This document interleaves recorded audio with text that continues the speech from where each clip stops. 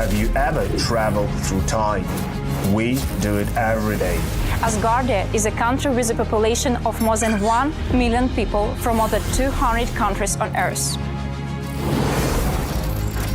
Asgardia gives everyone equal opportunities, no matter what their earthly status is.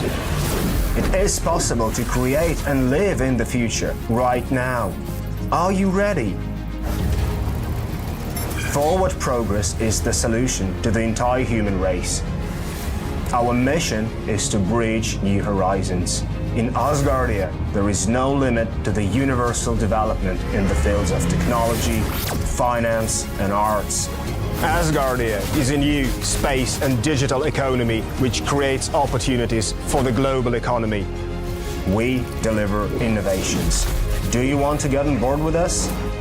We are developing various kinds of digital businesses, attracting them to the Asgardia platform that can be backed by the means of our umbrella, i.e. franchising of the Asgardia brand. We can not only attract investments into space programs from prominent institutional investors, but also affordable amounts from the citizens of Asgardia. We comprise of more than 1 million people. Asgardia is a chance to realize one's dream. This is a dream-driven space nation. Asgardia is a chance to belong to a community of free-thinking enthusiasts, goal-driven dreamers, and fearless innovators, theorists, and scientists. We are the first space nation. One humanity, one unity. Asgardia. We are creating the future.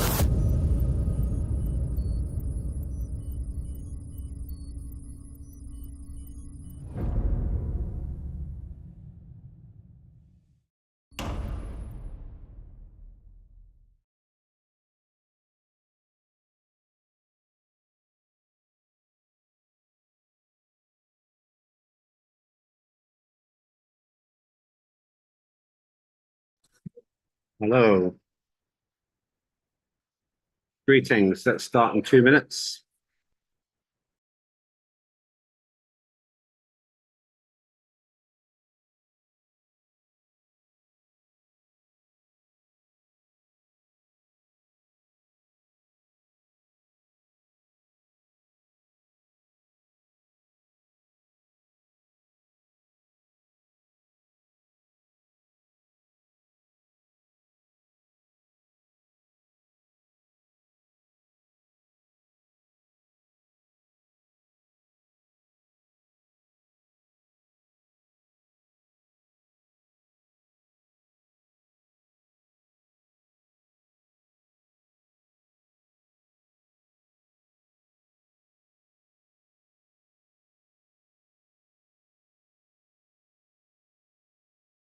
Hi, can anybody hear me?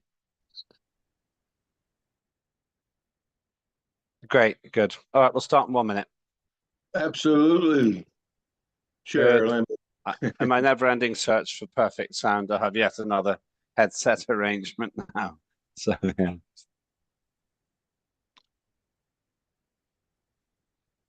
All right, good. Are we live?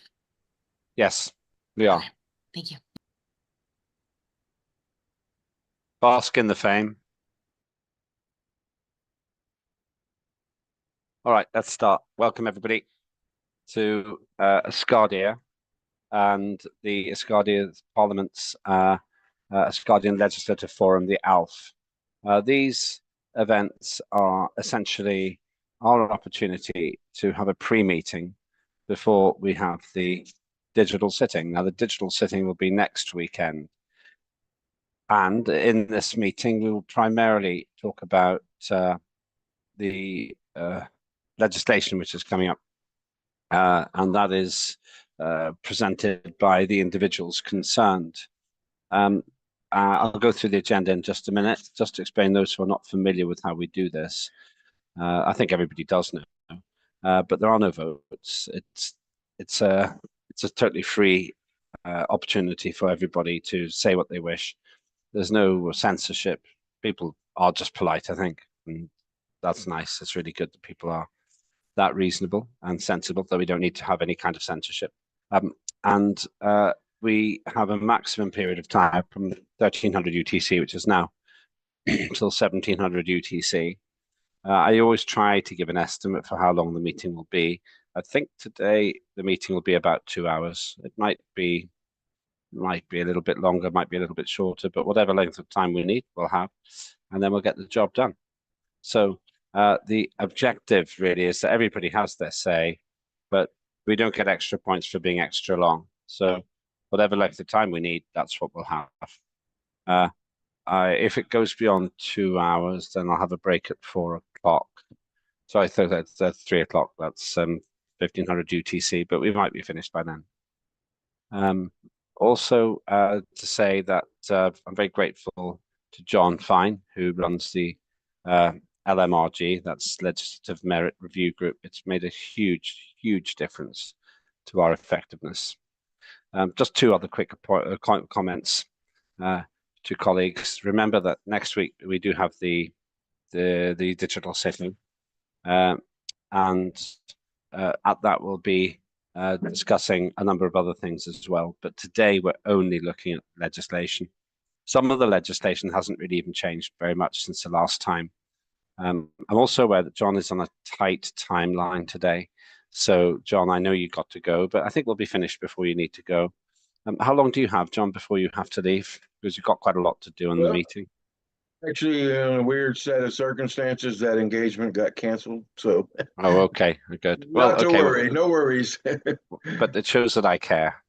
And I'm not sure if Sarah's smile is sarcastic or not. Yeah. I do care. They sent me a message. They sent me a message around 8 o'clock. All right.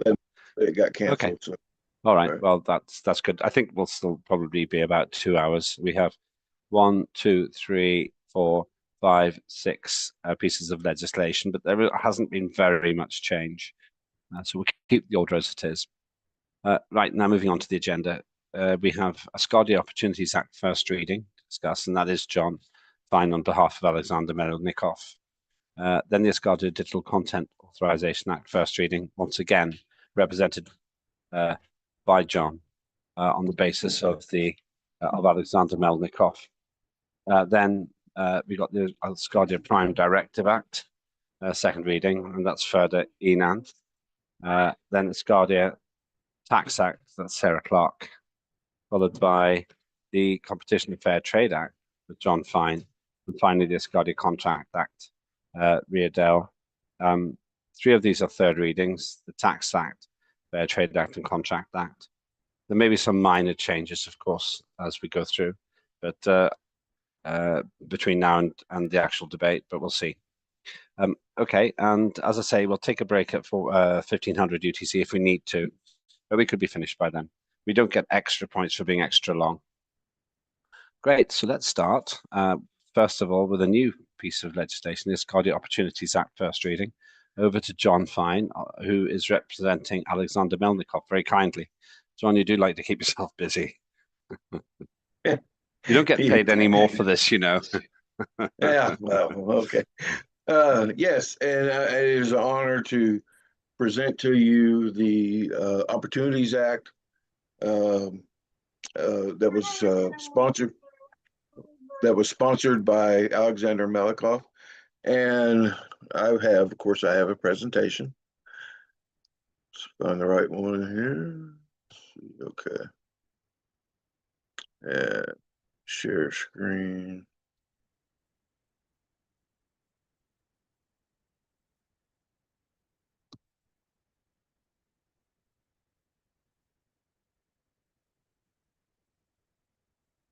Okay.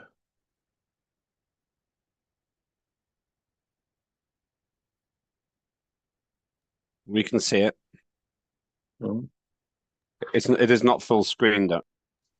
It is. Okay. All right, this is the Asgardia Opportunity Act, first reading, and the sponsor, of course, is Alexander Melnikov.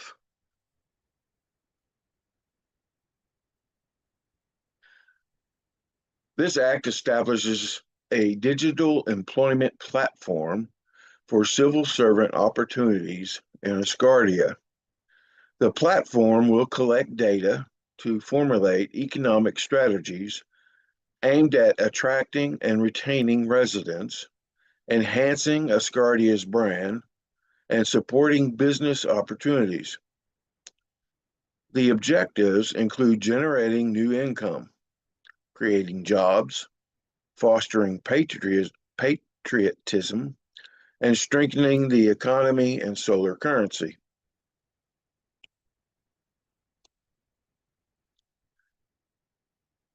The primary goal is to align Asgardia's mission of promoting digital labor, enhancing residency and fostering patriotism, and increasing revenue.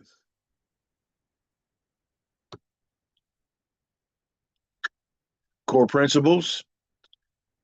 Number one, providing residents with opportunities for digital earnings. Number two, strengthening the economic sovereignty of Asgardia. Three, granting unique resident access to global data. Four, generating income for the state and its citizens. And of course, five, global accessibility through web interfaces and mobile platforms.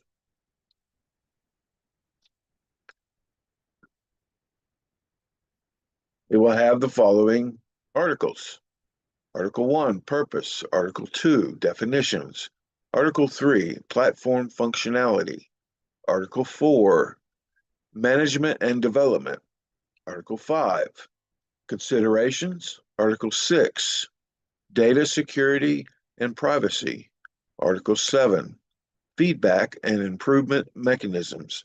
Article 8, dispute resolution and remedies.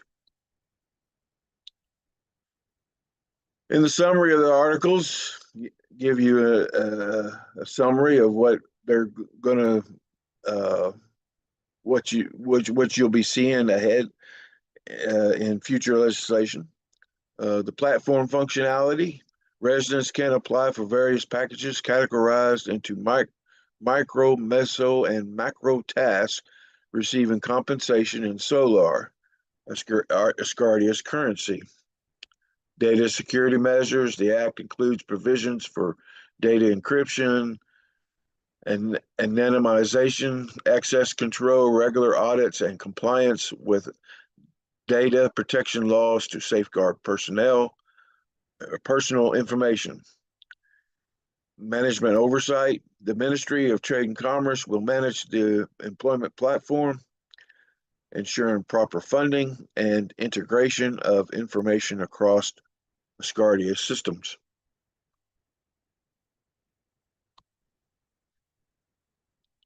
Feedback mechanisms. The platform will implement user feedback channels to facilitate continuous improvement and quarterly updates on performance and changes.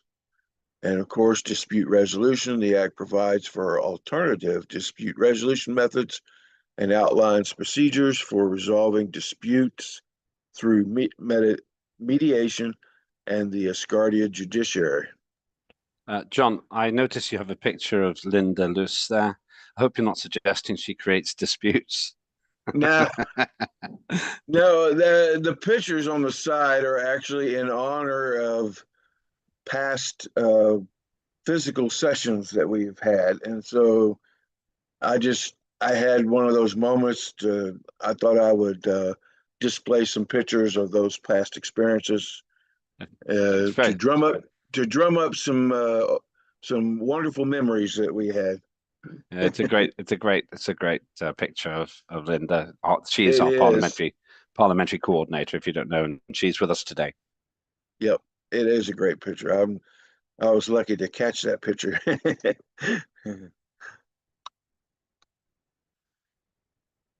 In conclusion, the main goal of the Employment Platform project is to align with Asgardia's mission of promoting digital labor, global inclusivity, and economic sustainability. Implementing the platform will help expand residency, retain residents, foster patriotism, increase Asgardia's revenue and enhance its international presence. And that's it. The end. Thank you for your attention and support. Ready for question and answers. Crafty piece of psychological nudging there. Thank you for your support. It's nice. Like what you did there. You obviously paid attention at your degrees. I should point out to everybody, John Fine is probably the most qualified person to do this because he actually has gone to university to study politics. I have a philosophy degree, which covered politics as well, but I would say John is better qualified than me. So, any comments or points to Mr. Fine about the Opportunities Act, which I think you delivered very concisely. Thank you.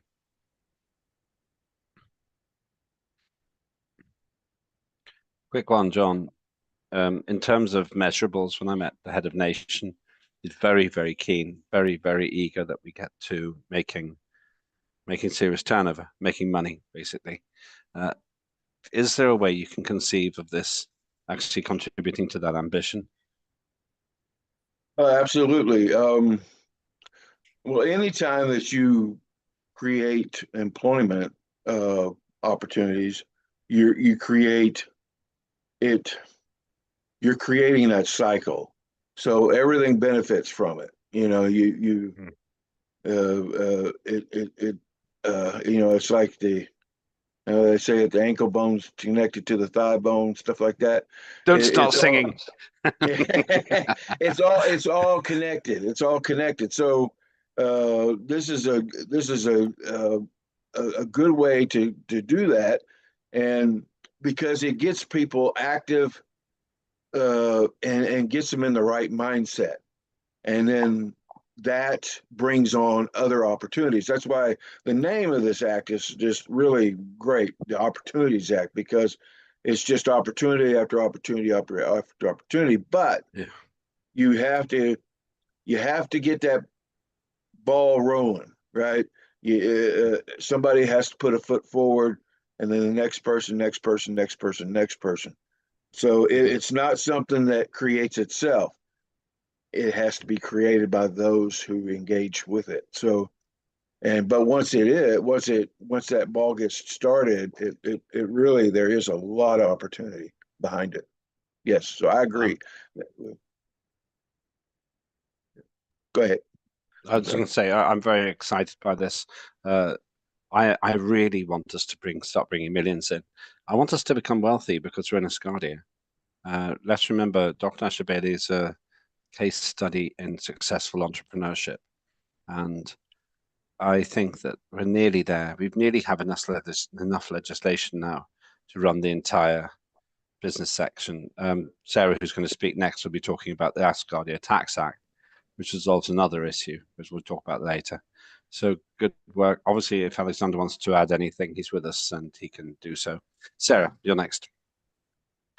I wholeheartedly support the bill. I appreciate all the work that Alexander and John have done bringing this legislation to us. But as far as the potential for Asgardia, it's truly endless. I have spoken with the Minister of Finance prior to this about cryptocurrency and the potential for it. But no matter, I don't really believe in it doesn't really matter in which direction we go. If we did like proof of work, proof of stake, like proof of capacity, there's just so many ways that Asgardians could contribute to cryptocurrency and participating with the solar that I really believe that it's important legislation that could initiate involvement from all over the world. So I hope it's supported. I support it.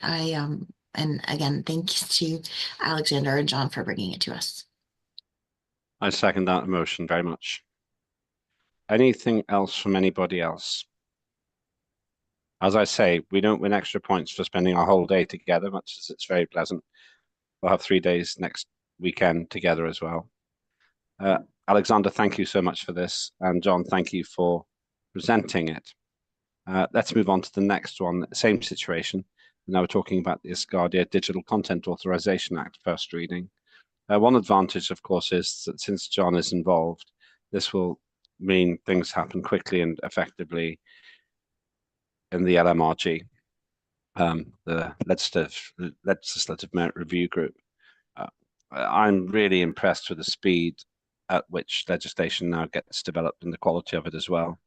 I'm also pleased to incidentally comment that our old friend Salvos Mouzakitis, the former Deputy Chair of Parliament, could become, if you approve him, the Chair of the Counting Commission, and it'll be a force multiplier. Although that role is actually an independent, what's called arm's length, as it's independent from Parliament body, I'm sure his presence will be a big help to us as well.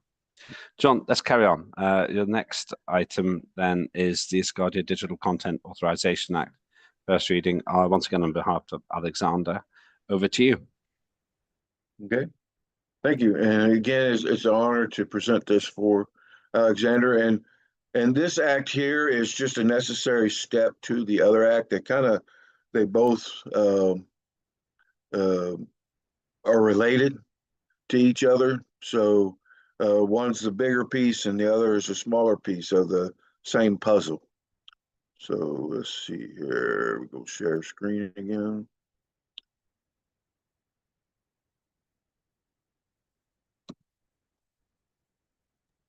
Okay. Oh, sorry. I still have the other slide. We can see all your bank details and passwords now, John. Oh no. I'm joking. There we go. Okay.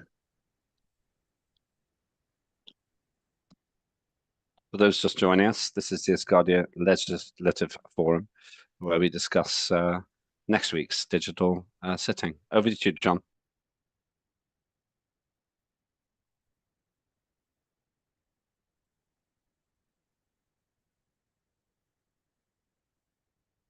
All right, this is the Asgardia Digital Content Authorization Act.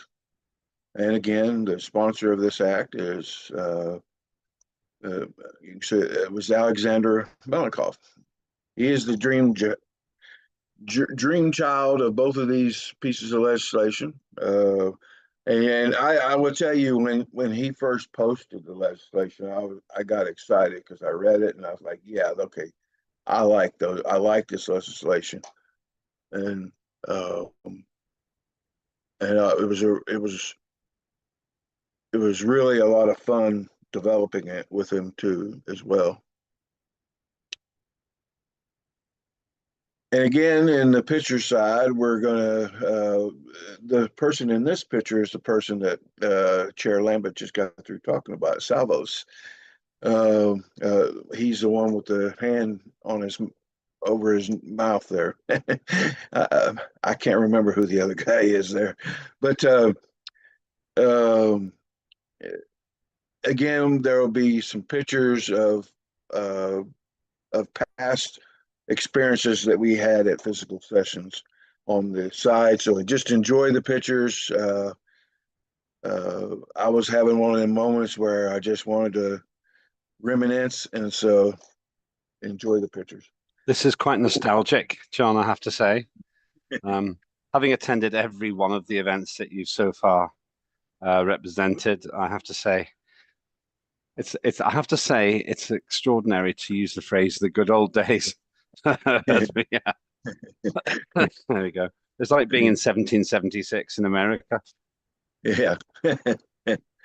Well, and I will tell you, every moment, I cherish every single moment that I got to participate with Asgardia in those physical sessions.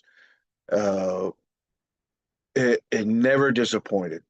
Never disappointed. I was just in awe, and it's been that way at every single function. So I look forward to the next function coming up because I know it's going to be the same way.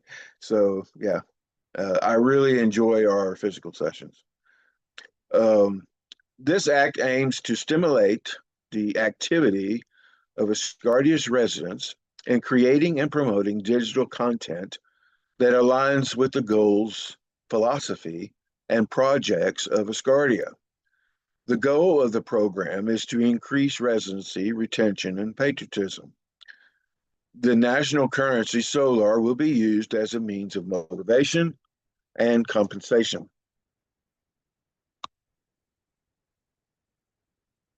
Core principles: 1, encouraging digital activity and self-actualization among residents. 2, involving residents in the nation's development. 3, enhancing Asgardia's online presence and brand. 4, implementing micro rewards for social actions and civil servant works programs. 5, improving residency, retention of residents, and Asgardian patriotism. And of course, that is a picture of me, my wife, and my beautiful daughter, Ashley Rose. Well, it's a beautiful picture, actually. Really It nice. is. And that take it back. The picture I had sent on the mission to the moon, that's the picture. That's the picture I sent to the moon. Where was that taken? That was taken in our at the very first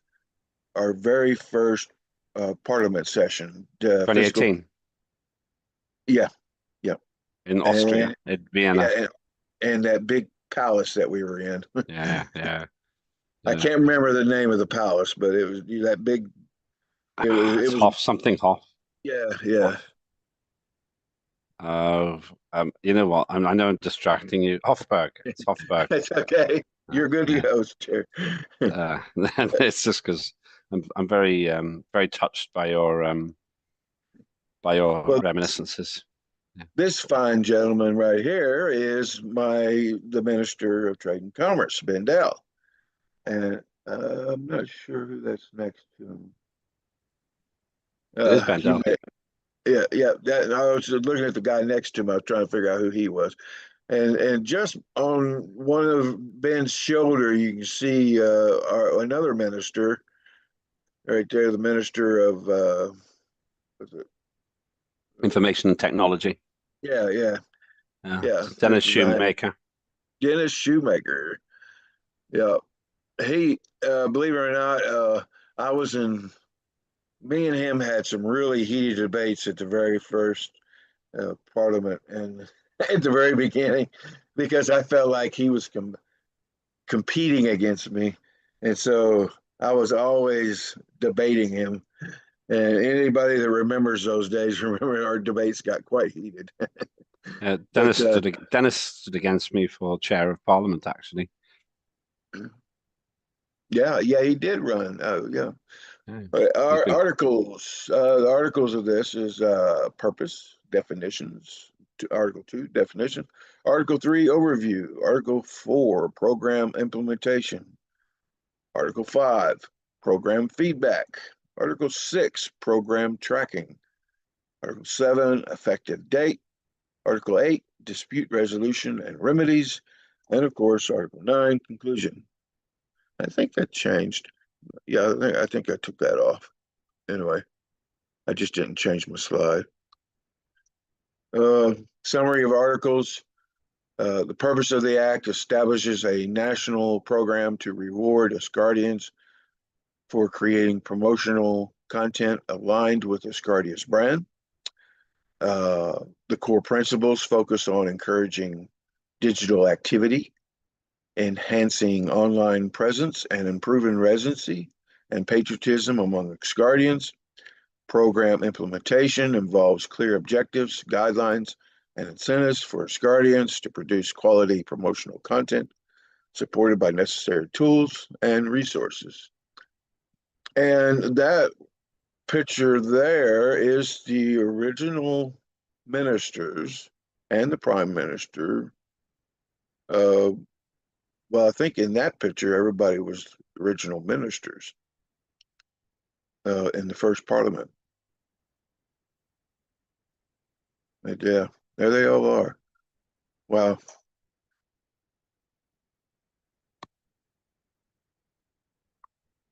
Oh my gosh, look at that.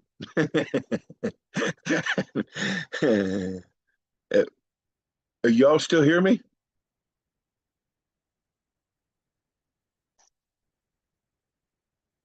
Yeah, we hear you, John. Oh, what happened to Lambert? Is he still there? He's still here. Oh, anyway. Okay, summary of articles, feedback mechanisms. A platform will be created for residents to Yeah, provide. I'm still here. I'm still here, John. I was just so shocked. I didn't have anything to say to you.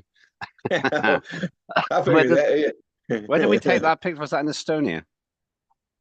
Um, it was at an executive congress. Ah, okay. It probably, yeah, I think it was the third event we went to. Where was Anyway, that at? But very, anyway, very nice. Very nice.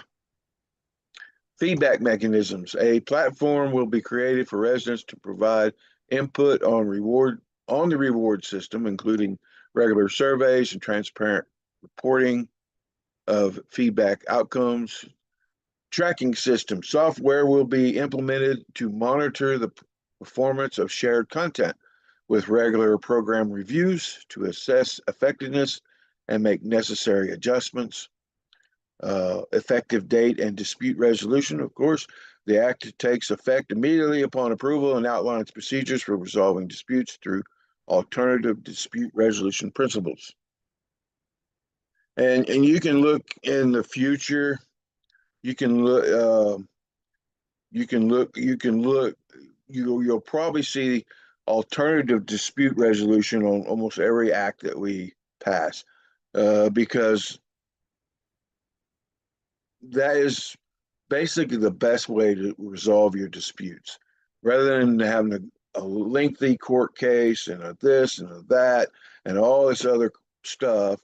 It's basically resolving the dispute before it even becomes a dispute, and uh, uh, um, it's having a mediator there saying, okay, look, a person that stands there, hears both arguments and says, your argument sounds good, but I believe this guy over here has got the better argument, and we're going to go with him. But and of course the parties have to agree to that, and there's other methods as well. So alternative dispute resolution is the new watchword of the future.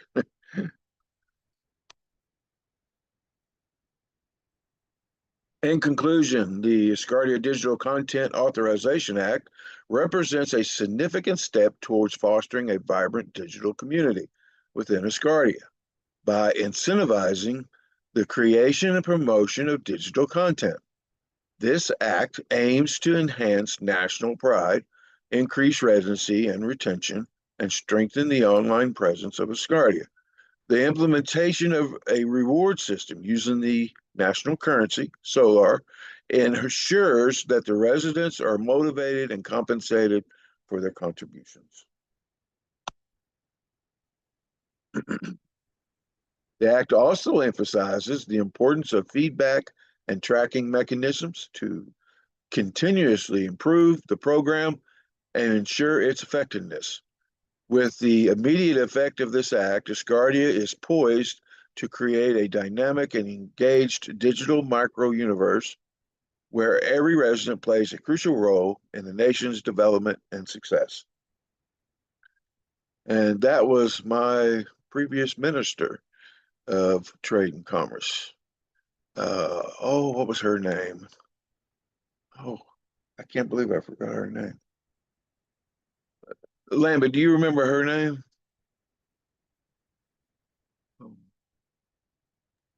Don't put me on the spot. Okay.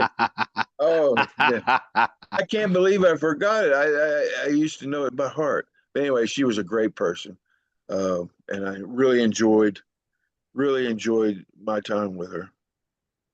She went on to become a minister, um, and then she, uh, she just kind of disappeared there. Well, people She had people other with, opportunities. Yeah. well, it's people just it's life is a turnover. There's somebody Yeah. once said to me, we make we make our contributions and move on. That's how life is. But I feel embarrassed Exactly. myself now because So, so in, you highlighted my ignorance. well, in a nutshell, this act basically gives an opportunity for Asgardians to create some digital content, promotional content, whatever, and get paid for it. And of course, that content will be submitted to a certain uh, department or whatever of Asgardia, probably the media department. They get evaluated and what have you, and then if once it's used, it'll get they'll receive compensation for it. And I think it's a great idea, and I can certainly see how that could actually promote all the things the act says, because you're getting you're not only getting Asgardians involved in their own nation and trying to boost the recognition of that nation, but that recognition that they're creating is moving all over the world globally and getting people excited about Asgardia. So it's a win-win for everybody that involves themselves with it. So yeah, I think it's a great idea, and I look forward to uh, uh, everybody's support. And I really thank Alexander for his great visionary uh, ideal behind this act. Thank you. Thanks. Thanks very much indeed for most of what you said. Not what you asked, though. That's really helpful. Once again, we thank Alexander Melnikov for all the work he's done on this. Any comments or questions about this?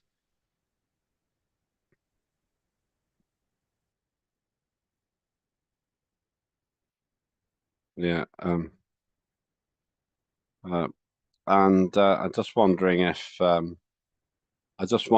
basically if with these two we're getting close to the to as much legislation as we need in terms of the legislative suite of laws to make our economy work. We're nearly there already, I think. And with the Tax Act, I think we've pretty much got everything, assuming that goes through. Thank you, John. You've explained those very well. And once again, Alexander Melnikov, thank you very much for the work you've done on those. That's very, very helpful. Well presented as well, of course. Okay, let's move on to the next one. Once again, I stress that Asgardia is an efficient place. If you work out the cost per minute of the International Space Station, time is definitely money. It's incredibly expensive. And I recognize that when we're together, we have to multiply the value of our time by the number of people who are here. So once again, Dr. Asher Bailey is into efficiency, not what's called grandstanding. This is about heritage, not ego. John. Yeah, I got her name. It was Yana. Yana was her name. Of course, yes. That's right.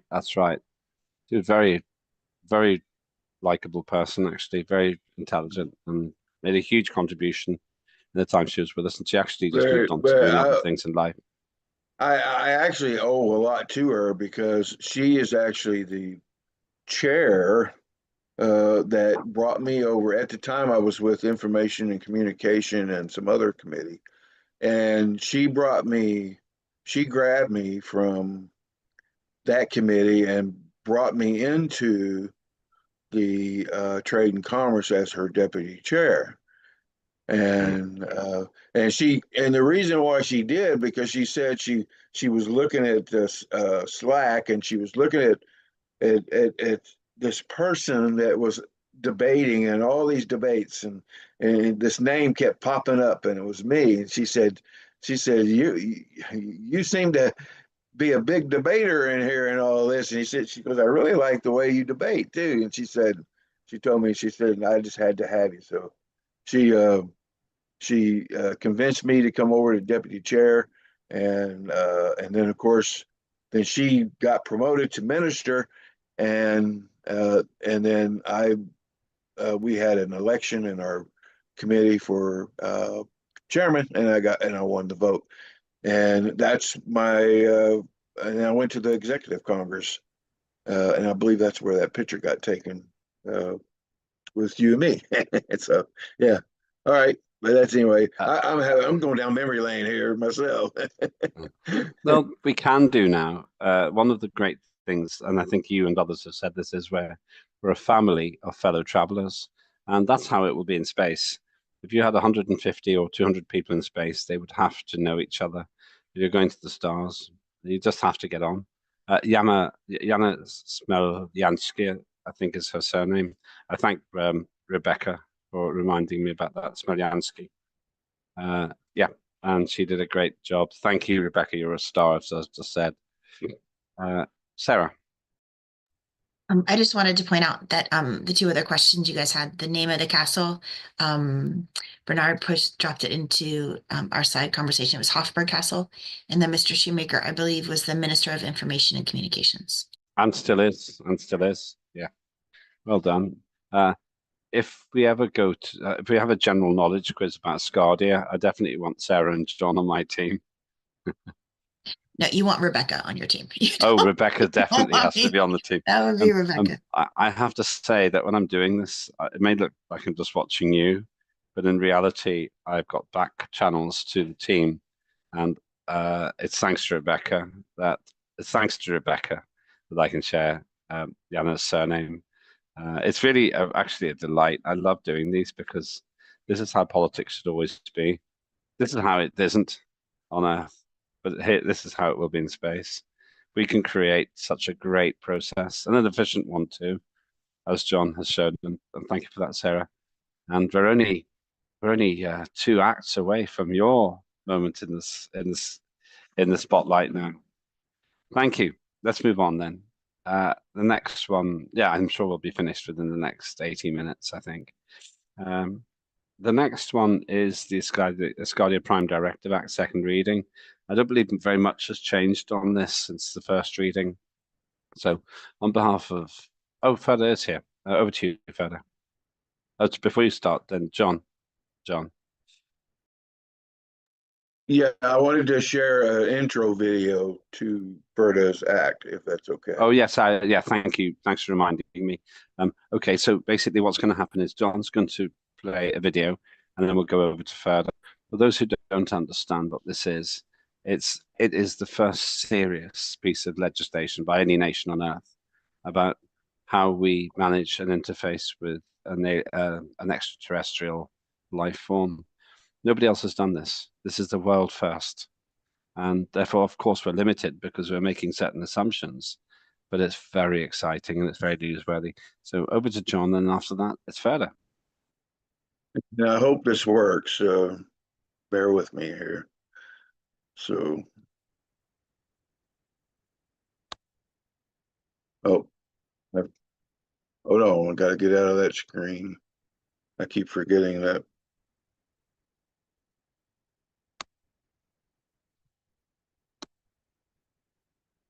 Okay, we're good. Uh-oh, I hear a storm cooking up, so let me get this going fast before it knocks my power out. All right.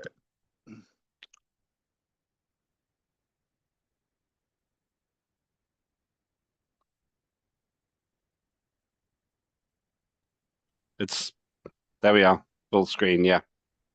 Okay, 3 minutes, 41 seconds. I forgot to, hold on, I gotta check, make sure I'm sharing sound. Yeah, I've always got problems with that. I still don't know quite how to do it, to be honest with you. Yeah, it's got, okay, here we go. Ready?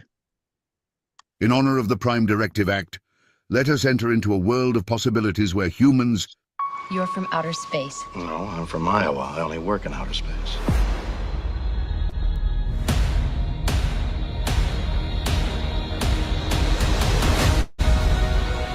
Welcome aboard.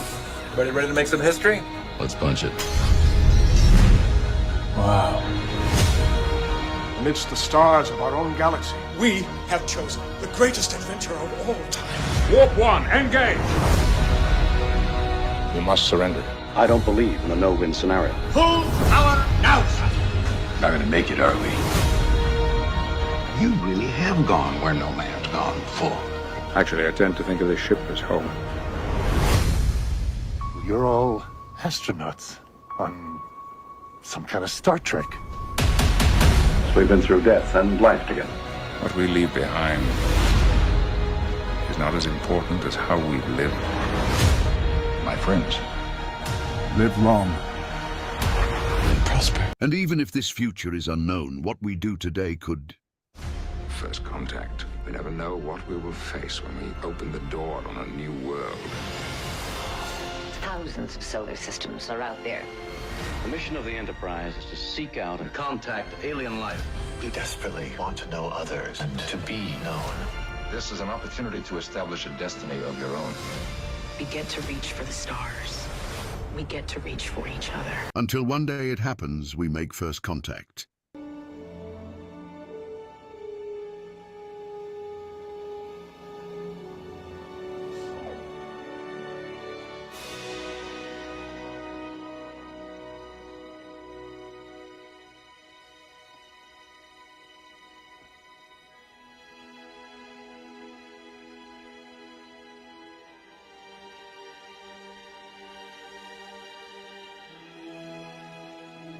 My God.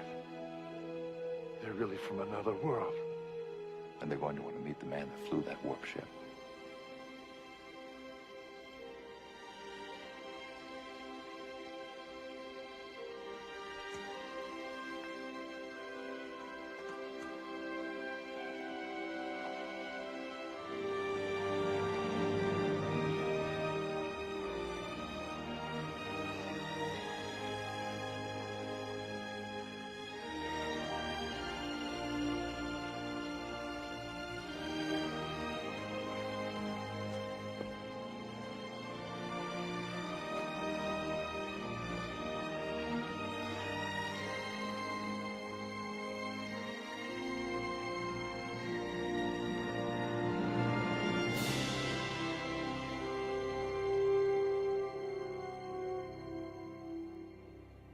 Live long and prosper.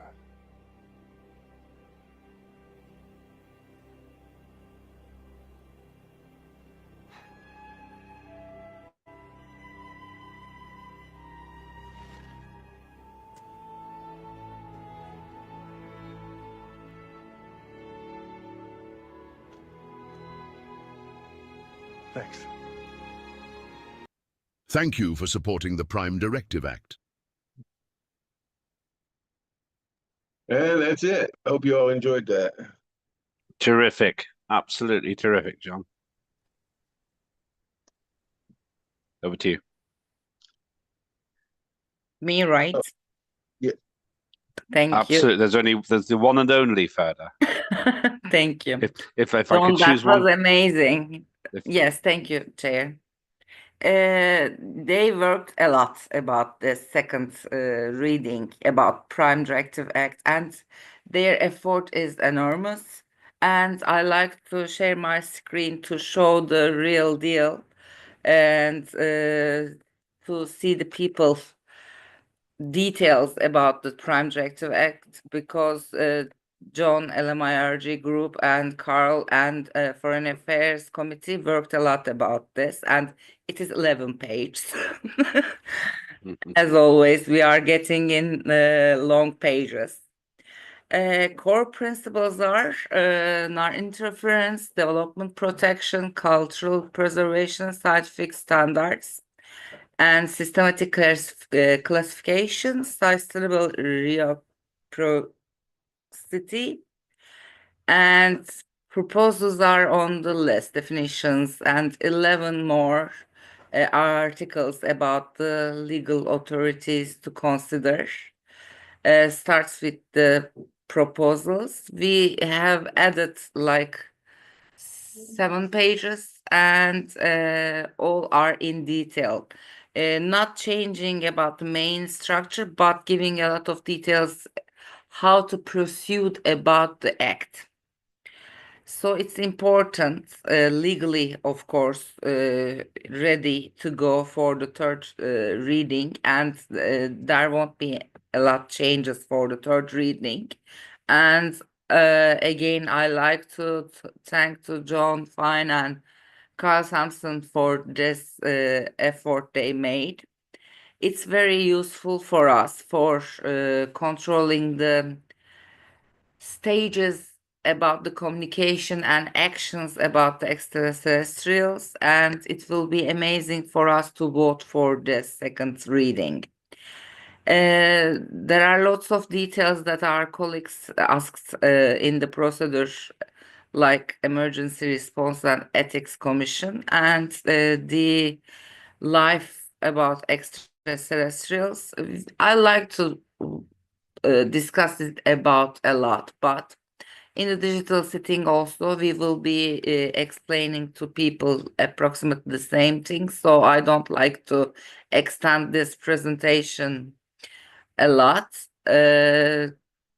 Later we will answer the questions in the digital sitting, or today we can discuss about them. If you don't think right now, later you have the chance to ask. Until third sitting, of course, third reading, you have the chance to want us make changes for the perfection. So I like to thank to everyone for working on this. Thank you very much. Thank you, Ferda. That's excellent. It really is an exciting piece of work. You can read it in your own time, of course, and 11 pages isn't very long when you think about how big Not a deal longer. it will. You are right. Well, when you think about how big a deal it will be when we finally shake hands with a new civilization, another civilization, I have to tell you that I personally believe there is other intelligent life out there. Even if it started on Earth or somewhere else, it will have traveled through the universe. This is my opinion.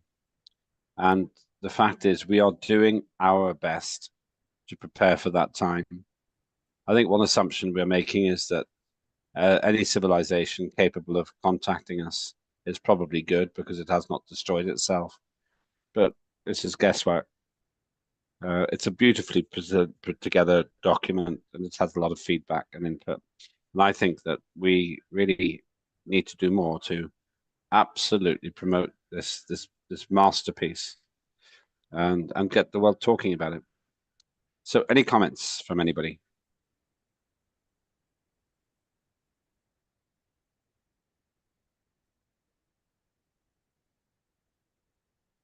Sarah is applauding. Correctly so. Anybody else like to make a comment? Okay. Oh, John. Well, I just want to say that, just like you said, this was a wonderful, wonderful piece of legislation to be a part of. I just want to thank Ferda and for her vision on this. She got the ball rolling, and then Carl got into it, and others have been into it. So it's had a lot of people give their input on it, and it's truly, to me, a monumental piece of legislation because, like you said, the world hasn't been able to do this yet. There are attempts out there in the legislative context of the world, trying to come up with a interstellar law, but they have not yet done it. And I think that we're definitely ahead of the game. And if this law passes, we'll definitely be the first to pass and approve a interstellar law, not space law, but an interstellar law. And that's the big seller of this. This is not just another space treaty or space law. This is an interstellar law. It covers everything. It doesn't just cover what Earth is to terrestrial life forms, but what space is to extraterrestrial life forms. So, and that's a big step, and it took a lot of imagination and creativity and yes, we did have a lot of our creativity. Star Trek, I'm sure you all have heard of the series Star Trek. It had a lot of influence on that creativity. But Star Trek was one of the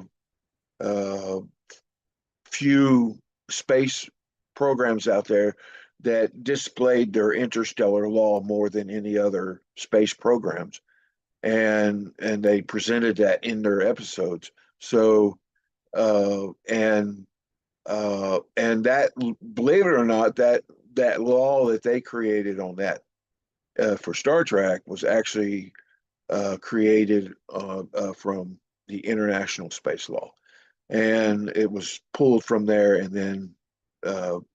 then reworked to fit the program. So we borrowed some of that, of course, or so we used it as our inspiration, I would say.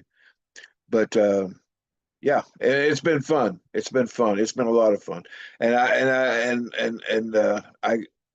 definitely think that this, like the Chair of Parliament said, that we should promote this and for Asgardia. So I'm looking forward to it passing its second reading.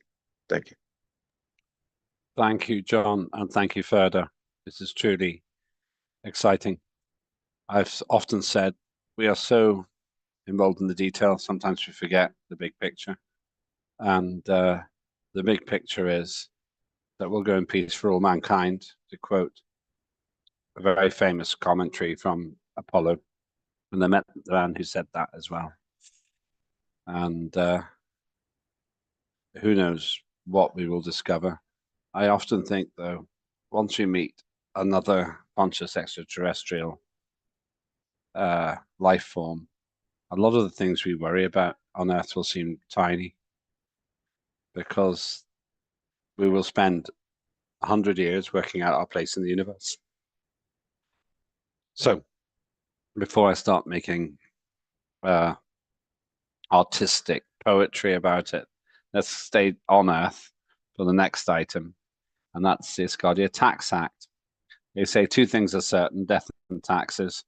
I think one thing is certain, that Sarah Clark will always make a great contribution to Asgardia. So over to you, Sarah.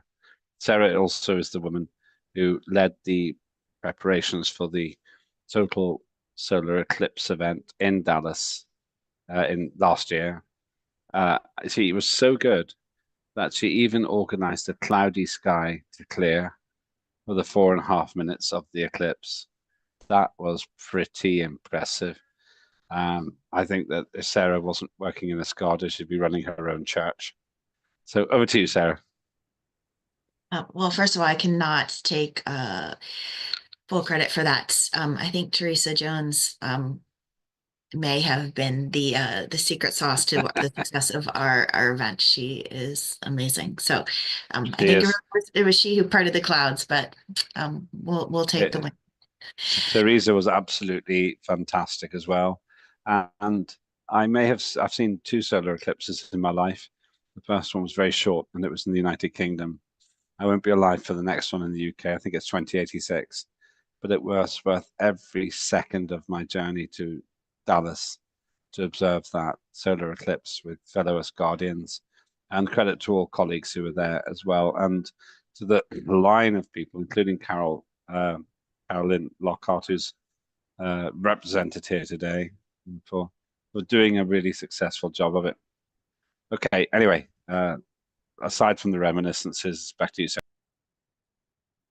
Okay, well, oh no, Ferda, your legislation is a tough act to follow, so I will do my best.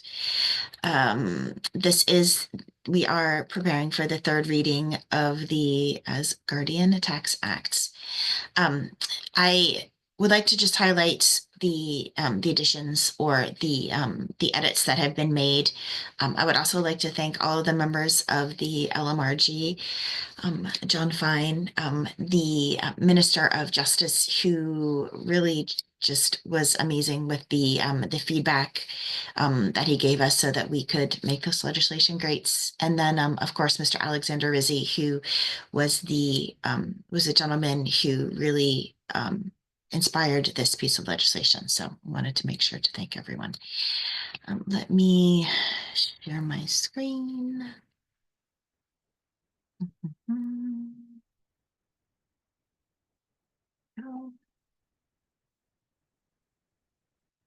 Okay, can you see my screen? Do I need to make it bigger? Oops. Yes, we can see it. Yeah, and it depends on how people's settings are, but it looks big enough for me. Okay. Well, this is this is the document that we are preparing for the third reading of the Asgardian Tax Act. It has been approved by the Legislative Merit Group. We have expanded upon the preamble and the core principles. It now reads, as Asgardia interacts with Earth nations, this act establishes the framework that allows Asgardia, sorry, I'll slow down. I see the message, to commit to complying with international law, particularly regarding cross-border digital taxation. So this is our first edits. And again, this is available for anyone to read in its entirety. I will not read the entire thing. You guys will be snoozing over taxes if I were to do so. The second edit is here in adaptability and future proofing. We just fleshed it out to read to keep pace with technologies, legal, and all other tax developments on Earth and space. Again, we're really working to future proof this legislation to make sure that it not only can we be nimble, but that it is relevant. Let's keep moving down.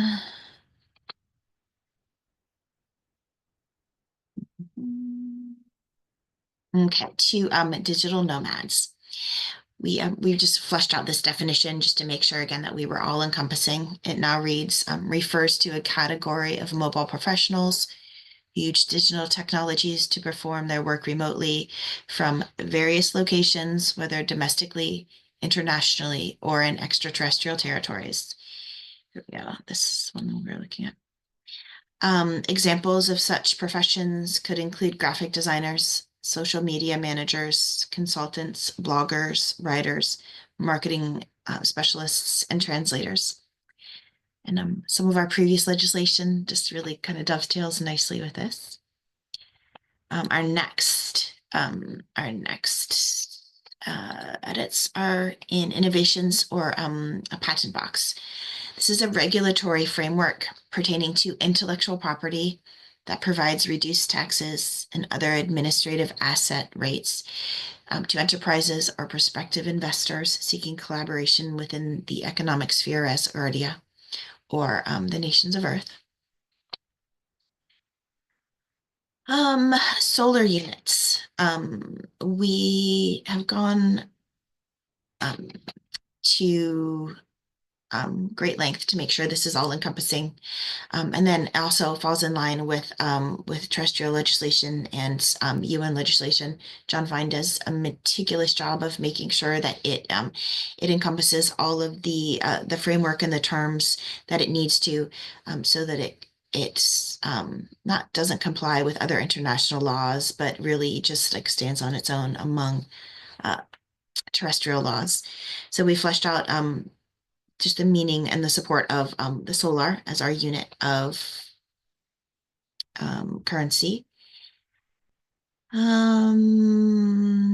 Split foreign jurisdiction. I did not even know what this was until this legislation. This refers to a scenario in which intellectual, sorry, let me highlight it for you guys.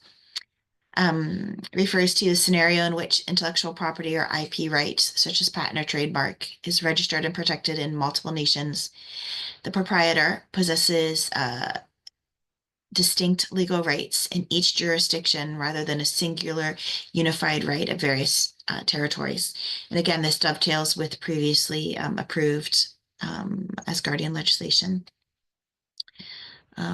Tax categories. Here we go. We tweaked a little bit just the voluntary tax category just to thank you for everybody's feedback. We have now changed it to read a social tax applied to voluntary investments in bonds, retirement or savings plans. I believe formerly I had written 401k. I wasn't really thinking. Next, we have taxation classifications. Variable rates. This was really just fleshing out and making it more clear. Almost finished, guys. And Don't worry, you're not taking too long. It's fine. well, it's just not. It's very, very needful, but just not super exciting. It's just no. Never tell us it's not exciting. Tax is exciting. Okay, I'll tax tell is you, very exciting. it's exciting because what we're creating is the most attractive tax regime, one of the most attractive tax regimes in the world. Sorry, my dogs are going bonkers. He agrees. He does agree.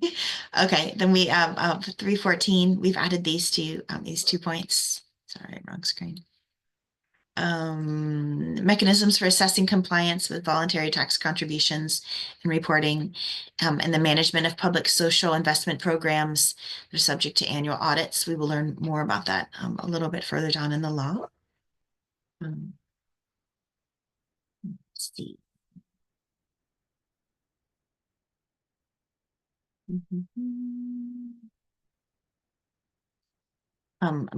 Minor tweaks, adding an and or the 4.5 to mitigate corruption. Any tax relief or incentive shall be subjected to immediate audit as the Asgardia Audit Office conducted without prior notice.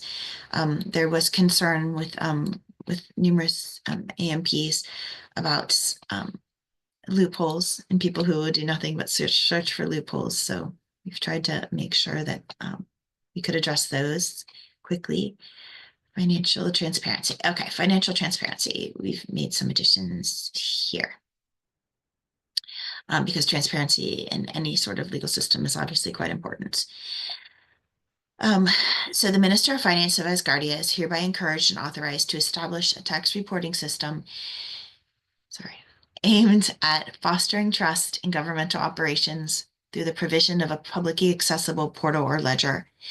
This portal shall serve to inform the Asgardian public regarding their tax obligations, protections, and comprehensive details concerning the collection and allocation of tax revenues. We did receive feedback in regards to making sure that this was transparent. And so here's our response. Furthermore, it will feature annual financial reports that delineate spending priorities in alignment with the objectives of Asgardia, while providing a suggestive means for Asgardians to address their concerns concurrently. The overarching aim is to cultivate a transparent and accessible financial overview of the fiscal interactions between the Ministry of Finance, enterprise, and residents.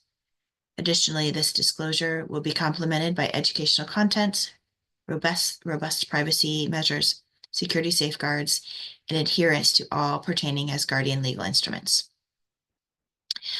Concerns articulated by residents of Asgardia will be presented in a question and answer format using individually neutral terminology and located in a readily accessible position. Many hours were spent making sure that not only does this comply with the Constitution, but the acts on acts and all other previously approved legislation. And again, I would like to thank John Fine and the LMRG for the untold hours that it took for that to happen. Here we go. We have added, once established, the task force or agency, this is future-proofing and adaptive laws. Once this task force or agency is required to provide the Ministry of Finance with a comprehensive annual tax reporting, This report will assess and inform any tax matters and relationships in the present or future developments concerning Asgardia, its enterprise, or its residents, whether digital, physical, earth-based, or extraterrestrial. Also added this passage. Added and refined, apologies. Asgardia recognizes that any entity operating digitally within a specific realm is evolving and fluid regarding tax requirements. We are the first digital space nation, so I find this section particularly intriguing. Acknowledging this uncertainty, the Asgardian government and Asgardian enterprises will maintain a digital or physical business presence within Earth nations and engage in border and cross-border transactions are subject to tax law and treaties of those nations. Moreover, the Asgardian enterprises, any taxes incurred and paid as a result of those laws and transactions can be deducted from their profits on the annual Asgardian tax law. However, the Asgardian government is not subject to taxation within Asgardia, but must implement mechanisms such as in provisions 7.1 and 7.2 to ensure compliance with any Earth legal instruments when conducting business, IP transactions, or any other transactions that trigger a tax requirement.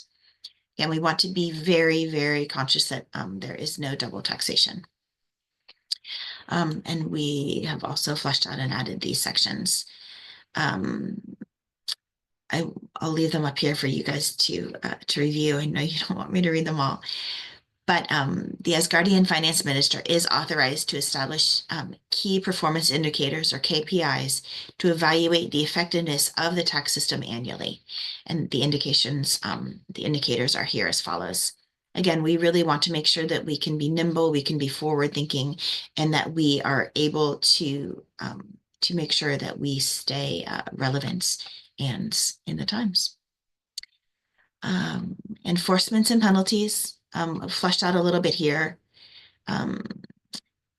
Here we go. Again, back to the mediation and the arbitration.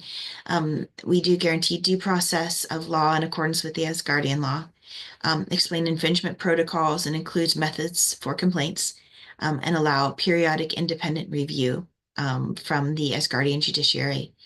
And then also distinguish between minor and major offenses, as well as the applicability of enforcement measures. And then finally, the social contributions and community investments. We really just fleshed this out to make sure that the verbiage was really applicable anywhere in the world. The Audit Office of Asgardia will perform an annual review or audit to guarantee that tax revenues are effectively and transparently used for community investments. Community investments are listed here above. I think it's a really robust list, and I'm really quite proud of it. Upon formation, the task force outlined in Article 7 will delineate mechanisms for public engagements and offer oversight in the selection of investment projects. This requirement will be incorporated into its annual report addressed by the Ministry of Finance. And this task force will engage in collaboration with the governing bodies of Asgardia to establish mechanisms for public engagement and protocols for oversight. But really, I think this is just an incredibly important aspect of the law, because we want to make sure that any revenues that are generated are put back into Asgardia in a meaningful way that will make a difference for future generations. And as you can see, this includes like occupational projects, definitely medical projects, investments, manufacturing, lending, education, enterprise, startup, and expansion, research, science, humanitarian projects, and environmental projects. And really, I feel that this list really does cover not only all the committees, but all the ministries, just to make sure that we are holistically addressing the needs of Asgardia as a whole. So those are the additions and edits that have been made. Thank you guys so much for your time, and I would love to answer any questions that I can. Great work, Sarah, as always. Don't you start sharing. How dare you? Further. Yes, I was not able to thank her to fasten things this up. I like to make a long thank you because she made a big effort and we didn't had any real tax act, so it is a big deal. Thank you for your effort, and I'm very happy to have this. I'm looking forward to be launching it, and after that, I think our companies will know what to do about their profits and tax pays. So we will have a lot more businesses. It's a big deal for all of us. Thank you very much. Thank you. Nice. I'm sorry. No, I really believe, just with the help of Minister of Justice and Mr. John Fine, that it really is. It's, and I keep saying forward thinking because that's just what comes to mind. But I really think it's an attractive tax framework for any business anywhere in the world to really want to become involved with Asgardia. So I'm excited. John. Yes. Well, again, Sarah, you've done a wonderful job present with your presentation, and I agree with everybody that this is a very forward-thinking, like you said, forward-thinking tax regime, and I wish other nations had uh, a lot of tax law seems to be one-sided, one way or the other way, and seems to only benefit a small group of people. And the like you said, the Asgardia tax law is very holistic, and it's aimed at benefiting Asgardia and all Asgardians. So, and even the world, as far as that's concerned, if they involve themselves with us. So it's just remarkable, and I applaud the Minister of Finance or Minister of Justice for his involvement in this. This is one of the prime acts that he really involved himself with, uh, and I just managed, a lot of what he was bringing forward. I was managing it, so and it was an honor. I actually learned a lot with this act and others that with these third readings from the minister of justice. Believe it or not, he didn't know it, but he was teaching me a lot of things, because I was really paying attention to his words, and I want to say that he is a superior.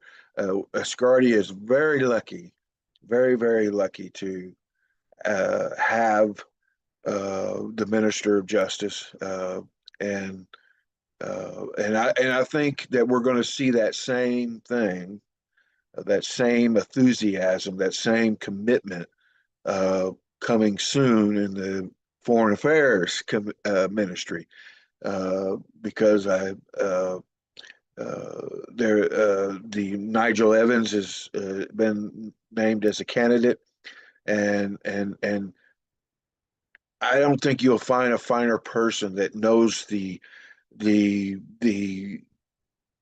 the realm of foreign affairs like you will with Nigel Evans, and he again superior, and it's these kind of people that I think they're going to bring Asgardia the wealth that it needs, and the recognition that it needs. So, and in all of us, with Sarah and and Ricky and Ferda, the list goes on and on and on, and all those before us.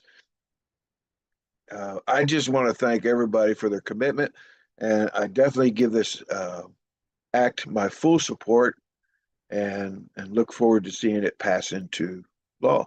Thank you. John, that was like an Oscar acceptance speech, and I agree with it. You're inspirational, as is Sarah. Hello, Ariadne. Did you want to speak, or are you just waving?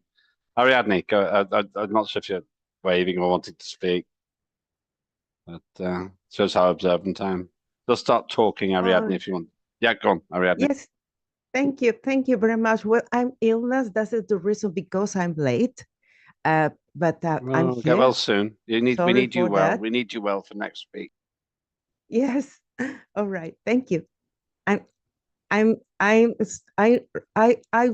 watching the Alf, and I feel so happy because Salvos Mostakitis accompanies us again, and that's wonderful.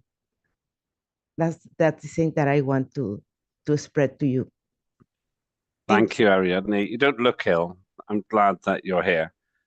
In fact, the numbers keep going up today, more and more people joining. I totally agree with you as well. We're actually, I'm not sure if you realize this, but we're making a transition to this time of great power and influence of Asgardia, but being taken seriously by more and more people and organizations. So I think this is a really good time to have these conversations. That's good. And I want to say happy birthday to Peter Mohan. He is not here, but yesterday Peter was Mohan, his birthday. Yes, that's all. Thank you. Yeah. Yes. Happy birthday, Peter. We'll put that in the record. That's why he was busy on Thursday as well, I think. He did send me a message. There's an interesting statistic about birthdays I won't go into. It's odd. It's odd. I think there's a clue about how the universe works that you don't have to have 365 people to be sure there'd be a birthday in a group, but that's another discussion. Anything else about this legislation before we move on to the third reading of this Asgardia Competition Fair Trade Act? Quickly, I had a question about the taxations of savings. I would just like to review that quickly. May I share my screen again, just really briefly? Of course. Take as long as you like. Well, definitely not going to take as long as I like, but I would like to address this and answer questions. Okay. Taxation of savings. That's addressed in tax categories 3.1.5.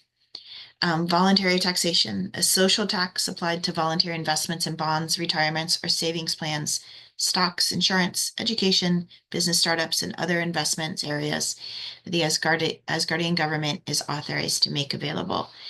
But really, the one that we want to see is no taxes will be levied on, I'm not going to read the whole thing, any profits, investments, trades, or other methods of enterprise or individual transactions collected on savings. So especially savings that has been generated outside of Asgardia. So there is that. There is that answer. Let me stop sharing. And I really briefly would just like to echo what John was saying. I learned a massive amount, not only researching, but helping compile this legislation. And definitely thank you to the Minister of Justice, because he really opened up and expanded the legislation in a way that I think will make it very successful. And I too learned a lot trying to get to the bottom of his whats and his wheres and his whys. So again, thank you all very much. Thank you. I love this aspect of our tax law proposals. In Britain, you pay tax all your life. And then if you have a high pension, you pay tax on it again, which really means that, let's say you're paying 50% tax if you're wealthy, then you put money into your pension. And if you've got a high pension, you pay something to say 40% on that, say, which basically means that you end up with a quarter of what you actually earned. It's crazy. Meanwhile, people who don't do anything and live off the state, they don't have to pay tax. They just carry on living off the state. In my opinion, that's wrong. And I'm very happy that in our society, if you put the money into our society, you don't get double taxed. John, last word to you, and then we move on. Yeah, I just wanted to expand on what Sarah was talking about there a little bit. What that basically means on that those provisions is, say, like Asgardia develops a where you can get savings bonds, for instance, Asgardia savings bonds, and you want to buy some of those bonds. Well, so you buy 1,000 euros of those bonds, and there's I think it was 2% tax of that transaction goes back to Asgardia. So the bonds themselves was created by Asgardia, but there's a 2%, basically like a surcharge for engaging in the program. And that's basically what that is, those provisions cover, which I think is a great deal. And that practice is practiced in other ways here on Earth. And so it's not an unfamiliar practice, but just to clarify that one. But yeah, and like she said, it's not actually on someone's savings of money that they have, and nothing outside of Asgardia, anything that you have outside of Asgardia has a tax on it. Nothing outside of Asgardia has a tax on it. Everything has to be within the context of Asgardia in order to even get near being taxed. Well, the residents, of course, only get taxed on the resident fee, which is paid annually, and the rest is on the business side. So yeah. Anyway, that's it in a nutshell. So all right, I just want to expand a little bit. Thank you. Thank you, John. Last word to you, Sarah, before we move on back to John. In fact, anything else, Sarah? No, I think that the tax law is amazing. We've kept it very low, tried to ensure at every turn that there's no double taxation. I am very confident that nowhere in the law does it state any taxation above 10%. Most of it is, doesn't fall below 1%, sitting right around again 7%. But that is for business and revenue generated within Asgardia. So residence fees aside, I think it's an amazing law, and I hope for your support next week. Thank you. We can do it all again next week. Really appreciate that. I think it's great as well. I'm pretty confident Dr. Asher Bailey does as well. Thank you. Let's move on to the second last item today. And that is the Asgardia Competition Fair Trade Act third reading, which hasn't changed much since the previous time. So over to you, John. Thank you. No, it really had, there was very little, if any, changes made. So I got a brief presentation, and I'll do that. You know me, I like to do slideshows. We do. Oh, what we got here? I'm in the wrong.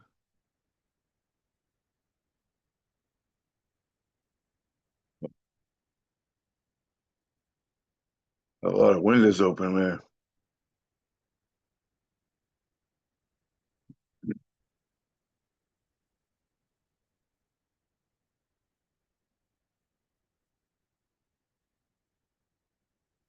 And this is introducing the Asgardia Competition Fair Trade Act. And I got a little video to go with this one. So you think you know Wix, but do you really? Not bad. First Sorry up, about the we've got commercial. Shake video masks. In a market, humans with unlimited wants often meet sellers with limited supplies. In such a place, competition is usually a force of good. It leads to more choice, increases the quality of products on offer, and reduces their prices. If competition is absent, monopolies can form, and that's a problem. Adam Smith, the father of modern economics, defined competition as allocating productive resources to their most highly valued uses. For sellers, the money they receive when they sell is more productive than their product. For the buyers, the produce they get is more productive than their money. When a deal is done, Neither party may be entirely happy with the agreed price, but at the end, both feel better off. In a competitive market, those who want something the most end up getting it. Competition takes various forms, as the following story illustrates. One dealer in a market decides to bring in bananas to be the first to sell them. He is the only one, and since people love bananas, he sells them at a high price. And it doesn't take long for someone else to see an opportunity for improvement. Competing in price is the most straightforward way in which sellers can compete for customers, because consumers usually prefer to pay less. In order to survive, the first seller, also known as incumbent, may also lower the prices. This pressure on prices is usually leaving customers better off. In theory, this back and forth will continue until both have reached a price that yields zero profit. Then, one may decide to close. But there is also non-price competition. Instead of offering a lower price, newcomers can try to sell higher quality products or innovate. In response to innovators, incumbents may try to improve their offers and come up with ideas to strengthen their position. Both may increase their service hours. So besides lowering prices, another consequence of competition is the range of choices and innovation, both of which are good for the people in the market. In a free market, competition defines the ultimate price and quality of goods on offer, a phenomenon referred to as emergent order. That means it's eventually not up to the shop to decide how much to charge for a product, but intangible forces such as supply, demand, and consumer preferences that emerge over time. If one company is the only one selling a product, we speak of a monopoly. Then the benefits of competition fade, and the naturally emergent order gets disrupted. From perfect competition to monopoly lies a spectrum we can use to define the intensity of competition. In a highly transparent market, we have almost perfect competition with low prices and lots of customer choice. In a market that is dominated by a monopoly, prices are often high, and the variety of options decreases.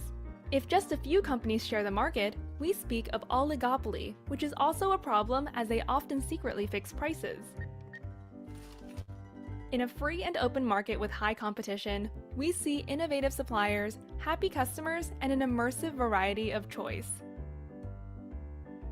On the other end of the spectrum, we have a monopoly.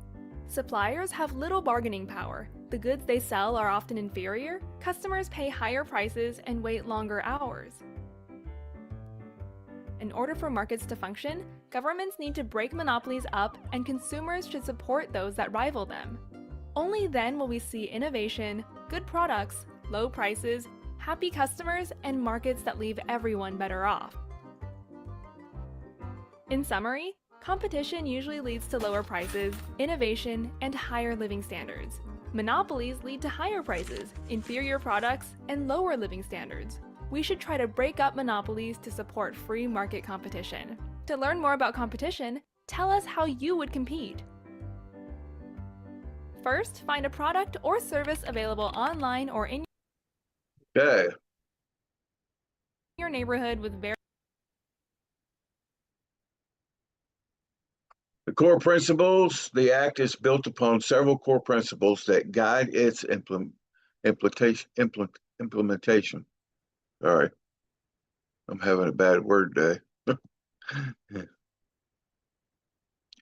Because they're busy, that's why. Yeah.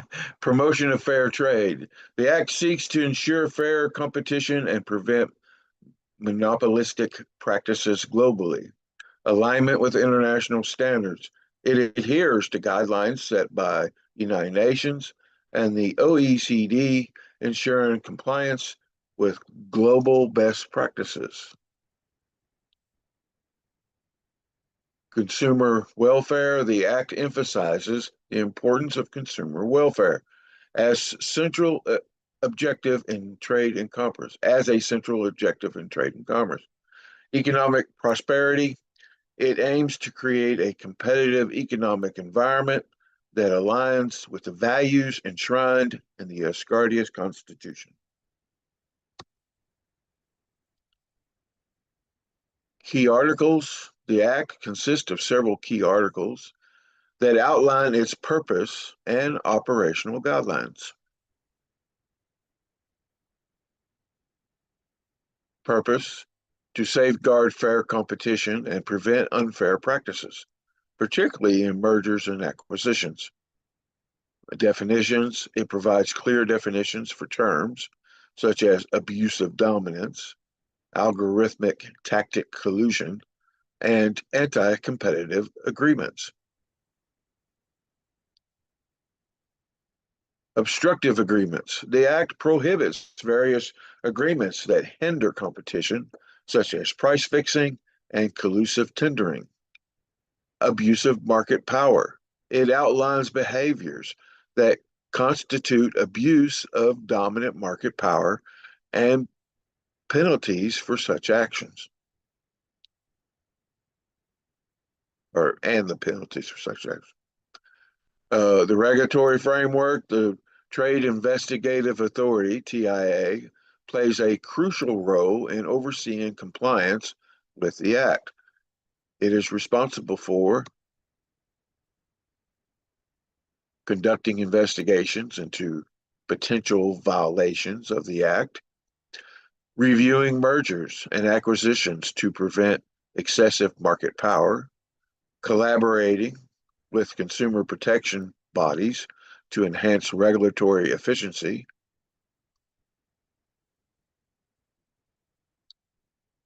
consumer protections. The Act integrates consumer protection measures, emphasizing the importance of safeguarding digital consumers against unfair practices, including algorithmic discrimination, which is a new term in today's algorithmic world, and that's still evolving, really, in many ways, along with AI, and so yeah, but we at least have some forward thinking in that area in the Act.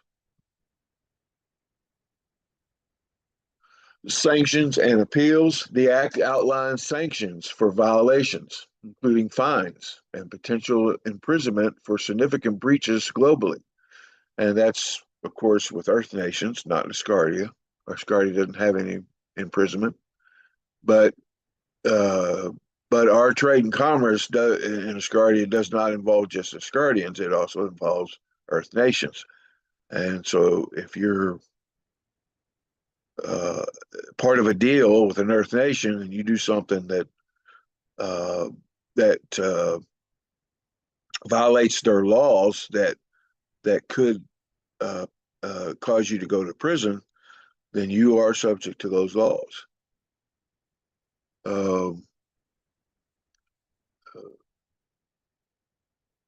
Additionally, it provides mechanisms for appeals against decisions made by the TIA, ensuring due process for affected enterprises and individuals.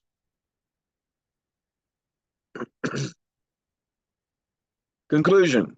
Overall, the Asgardia Competition Fair Trade Act establishes a robust legal framework designed to promote fair competition, protect consumers, and foster economic prosperity in a rapidly evolving digital landscape. Its alignment with international standards and emphasis on ethical practices positions Asgardia as a leader in fair trade and competition in the global arena.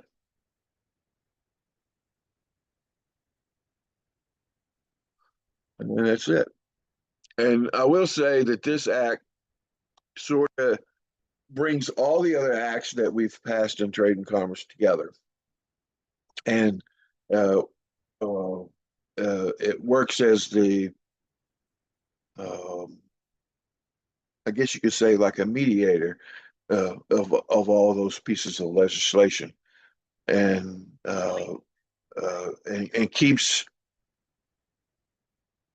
basically keeps Asgardia honest with the utmost integrity when it comes to trade and commerce. So thank you. Thank you, John. That's really helpful. And this is what I'm liking, that we have a holistic approach. I think we're nearly finished with the need for legislation in this area now. And then it's just a matter of making the economy work and trade and commerce happen. And I think we'll make big steps forward on that this year. Any questions or comments on this piece of legislation? Hasn't changed much since the last time.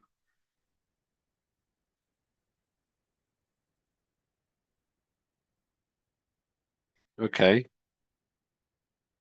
So I was talking about these Boston Tea Party in the chat. It's worth looking at the chat, by the way, because there's a whole lot of information there and views. Ariadne says the worst scenario was when they threw the tea into the sea because it wasn't being sold at the price it should have been, something like that, and also because it wasn't considered a fair sale.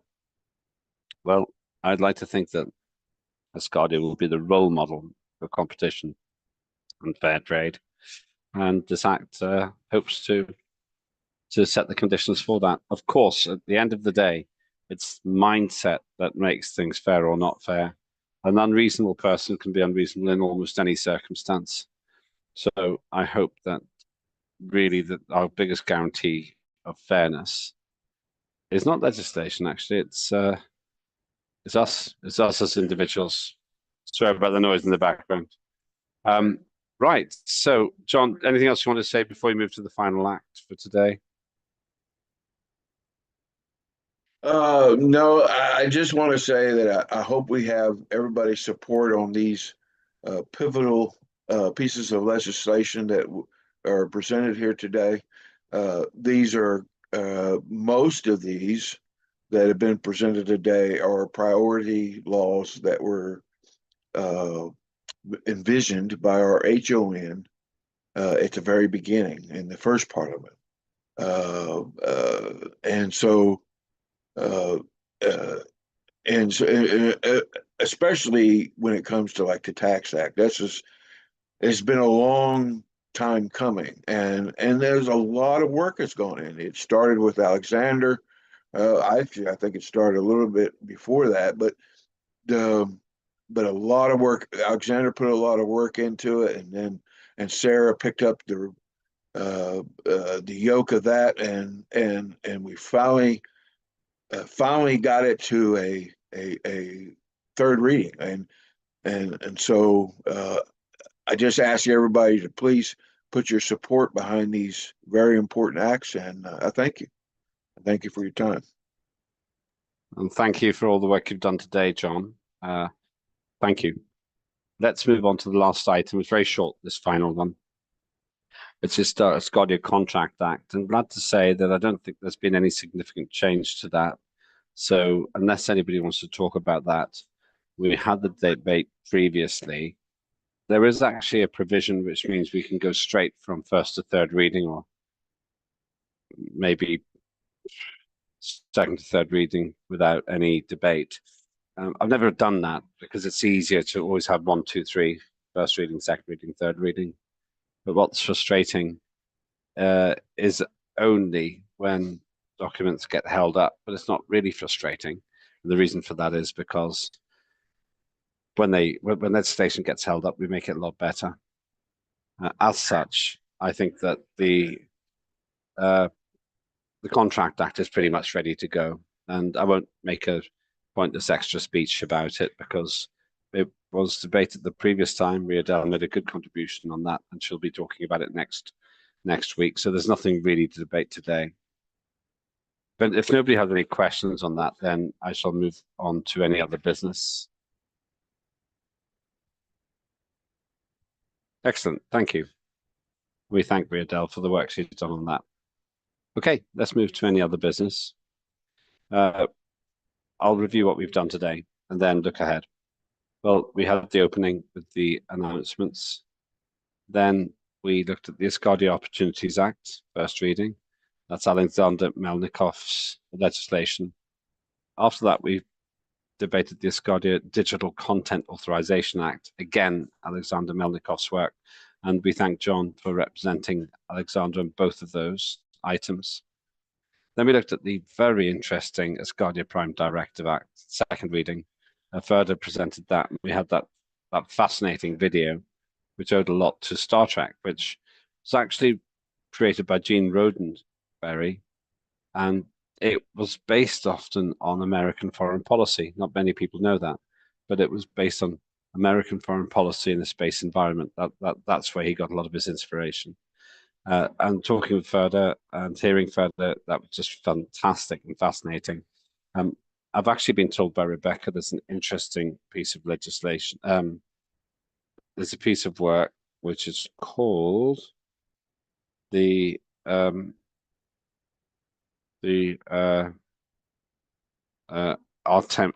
Accords, spearheaded by NASA. I'm going to have a look at that. I didn't know about it, but thank you to Rebecca for sharing that.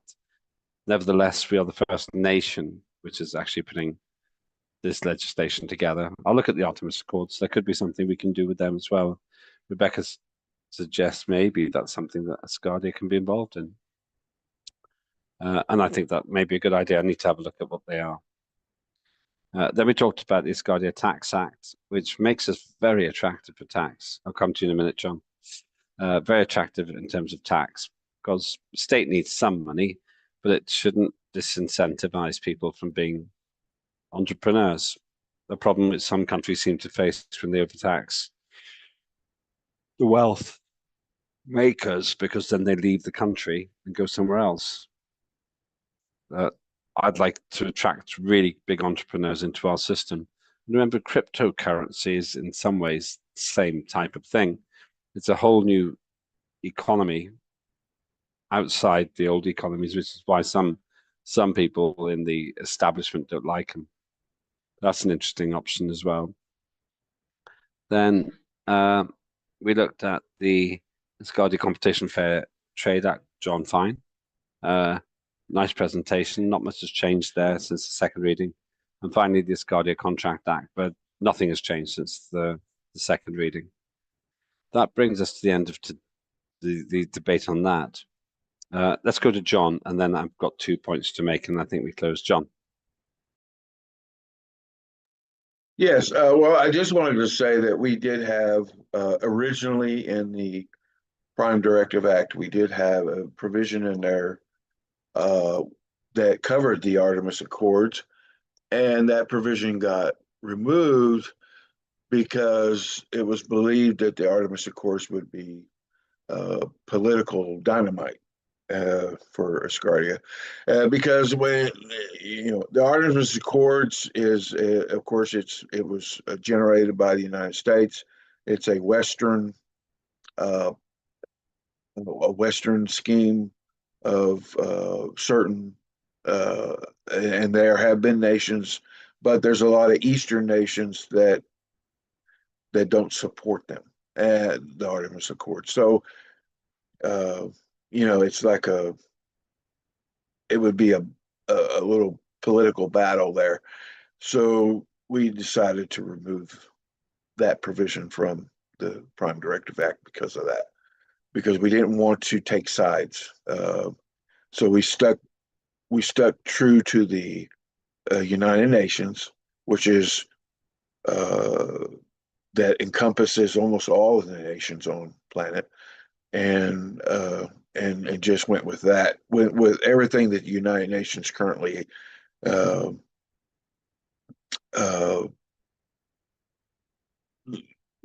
promotes or has within their realm. So as far as like cooperation and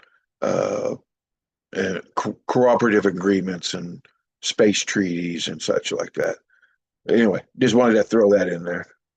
Thanks, the Artemis Accords is a good initiative, by the United States, but it is motivated by a lot of business, but it is a good collaborative function for all the groups that have gotten into the Artemis Accords. So, and it will create a lot of expansion in space that we may actually benefit from in time. And we just didn't want us to take sides and create a political dynamite in our act by pointing that out, because then we would have, if we pointed out the Artemis Accords, then we would have to go to the east side and start pulling out some of their stuff and putting that in there as well. And so we decided to remain neutral and impartial and just stick with the United Nations. And hopefully that explains a little bit. Thanks, John. I'll have a look at the Ultimate Squads. I've never really looked properly, to be honest with you. Apparently, Norway's just signed, so it's not there, not so dead yet. And Ricky says it may be a slow deal, but Ricky's going to talk in a moment. Ross Cheesewright next, Chair of Information Technology.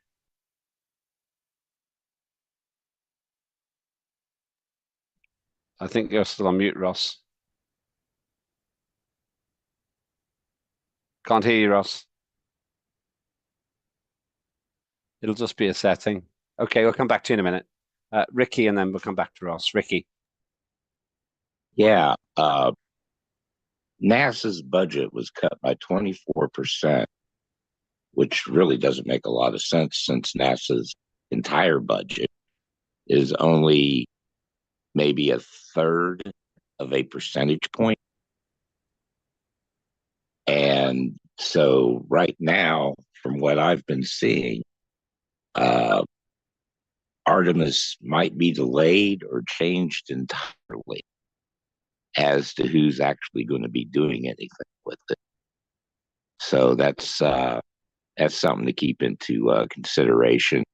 I think what they're thinking, I believe what they're thinking is that private business will step into that slot at some point.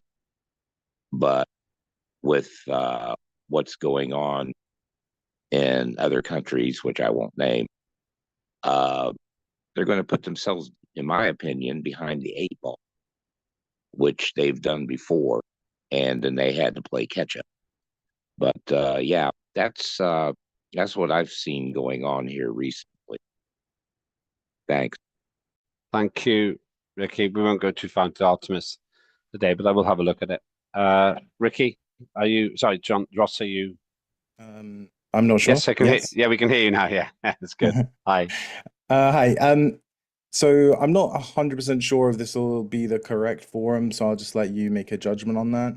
But I obviously have been in absentia for a couple of months, so I'm a little bit out of the loop on what legislation is pending, and information is not super easy to come by. Fortunately, this is obviously my area of responsibility. So I just wanted to ask everyone if there was currently any legislation that would be in line with what I am about to just bring up briefly. And that is the creation of citizen-facing AI.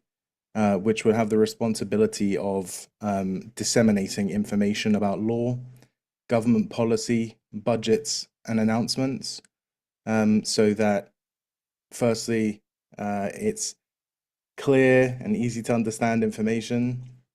It's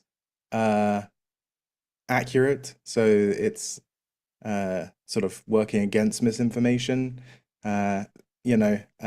And I just didn't want to step on anybody's toes if anything's in progress around that topic. So yeah, does anybody have any information they could share with me on that?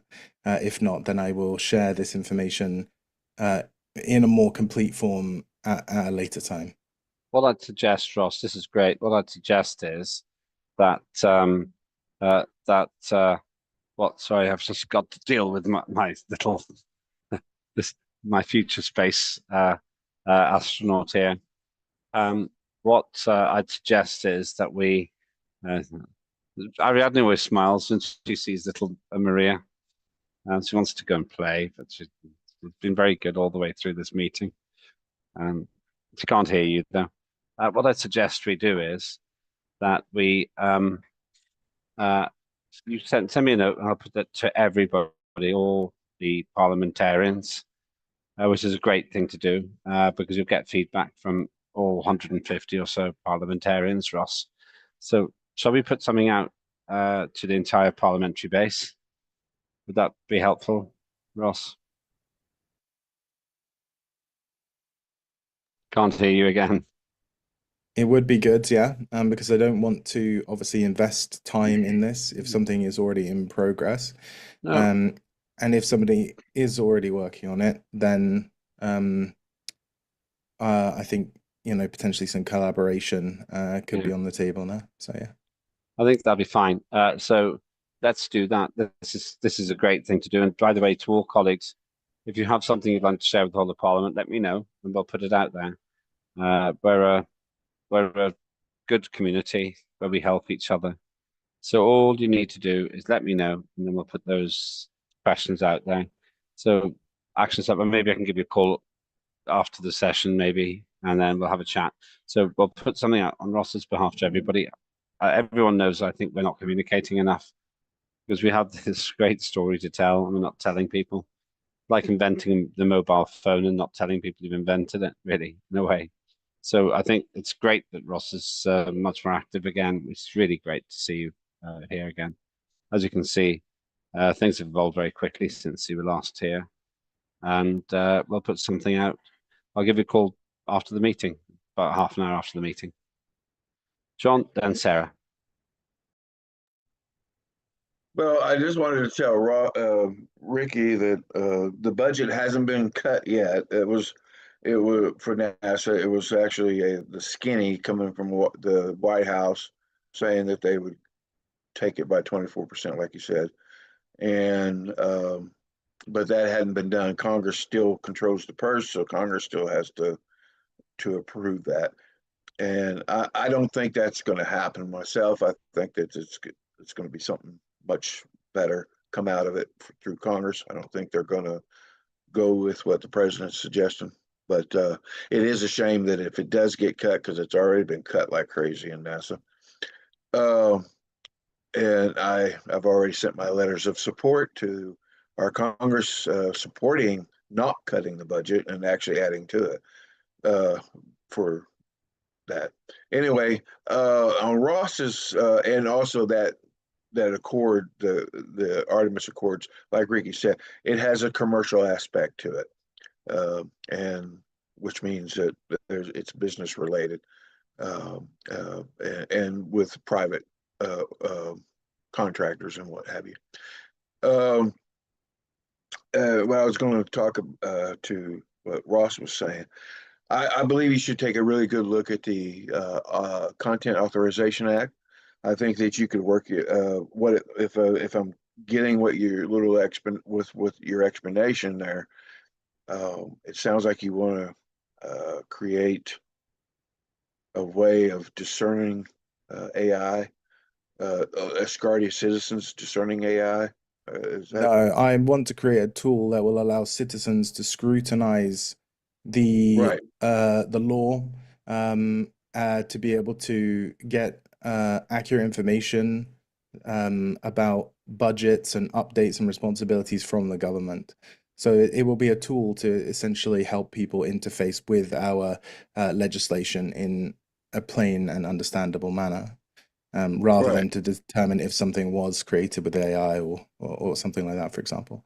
But I will definitely explain it in more detail. Right. Well, we do have a law that's been passed for AI, and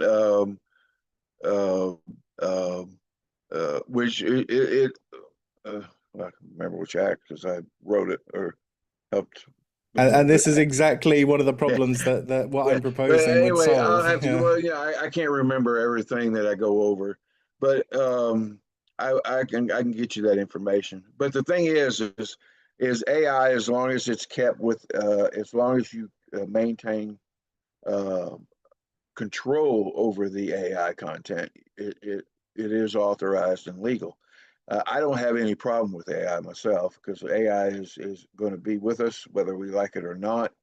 I don't have any problem with people using AI. I use AI myself to help with clarify language and all kinds of other things because it does such a great job of doing it. Not that it creates the content for me, but it helps refine it a little bit. So, but which I don't have a problem with, and I've been using it before everybody got all upset about AI because I used it in college when I was making college papers and stuff to help refine my writing so that it would sound a little better. I'm a country boy, and you know, and language in English, I was one of my lowest grades in college, so you know, but when you got this professor, he doesn't want to hear a country boy's uh, nick on it. You know, he don't want to hear that country boy talk when I write a paper, and so he wants to hear that refined. And I you know, that's just not an area that I've worked in. So I use AI to help refine my whatever I write. But and I still write the content. It just puts it in words that I normally probably would not put it in, but is recognized by people of a higher stature and what have you. Um,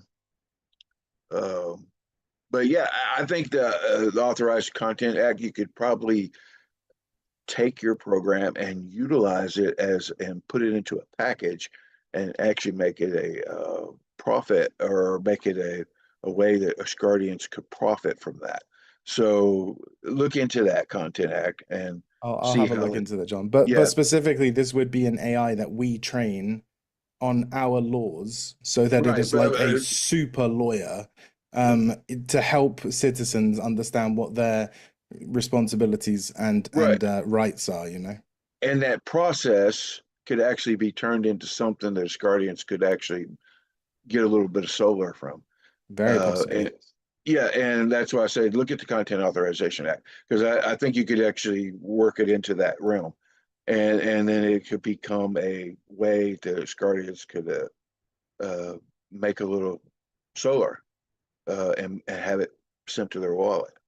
So yeah, I think it's a great idea what you're doing. It's just that, you know, we can integrate it with some of the stuff we already have and see those processes work like we visioned them to work. Okay, but anyway, yeah, thank you. Thank you, John. And with that, so basically, Ross, what we'll do is I'll call you, but it'll actually be in about 1 hour after we finish, and then let's put something together. If you want to, if you've got the time, if we can put something together, then we can put this out to everybody. I think Rebecca also says it's a great idea. I think you and Rebecca should talk directly about this. This can really turbocharge our presence and start building our residency numbers as well. Does anybody else have anything they'd like to put forward now before we conclude? Okay, I'm going to go into any other business. Raise your hands if you, okay, Ariadne.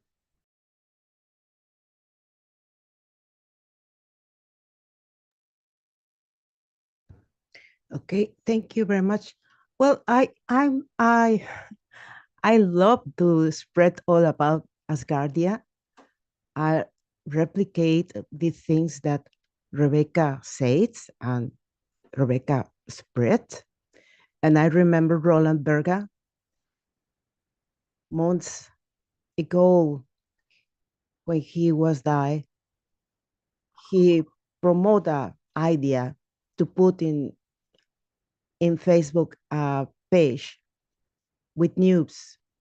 And now that page has a lot of people there sharing ideas, sharing news. Also, Minister Dan Profir. And I love that. I share to Ross some part of the page that I promote for my part to spread ideas about Asgardia, to motivate the people, to create some philosophy in his mind about what's mean to be an Asgardian. That's all. Maybe we need more rules, maybe not, because the social media has his own. And I think the trouble with the Asgardia social I don't know what's happened there.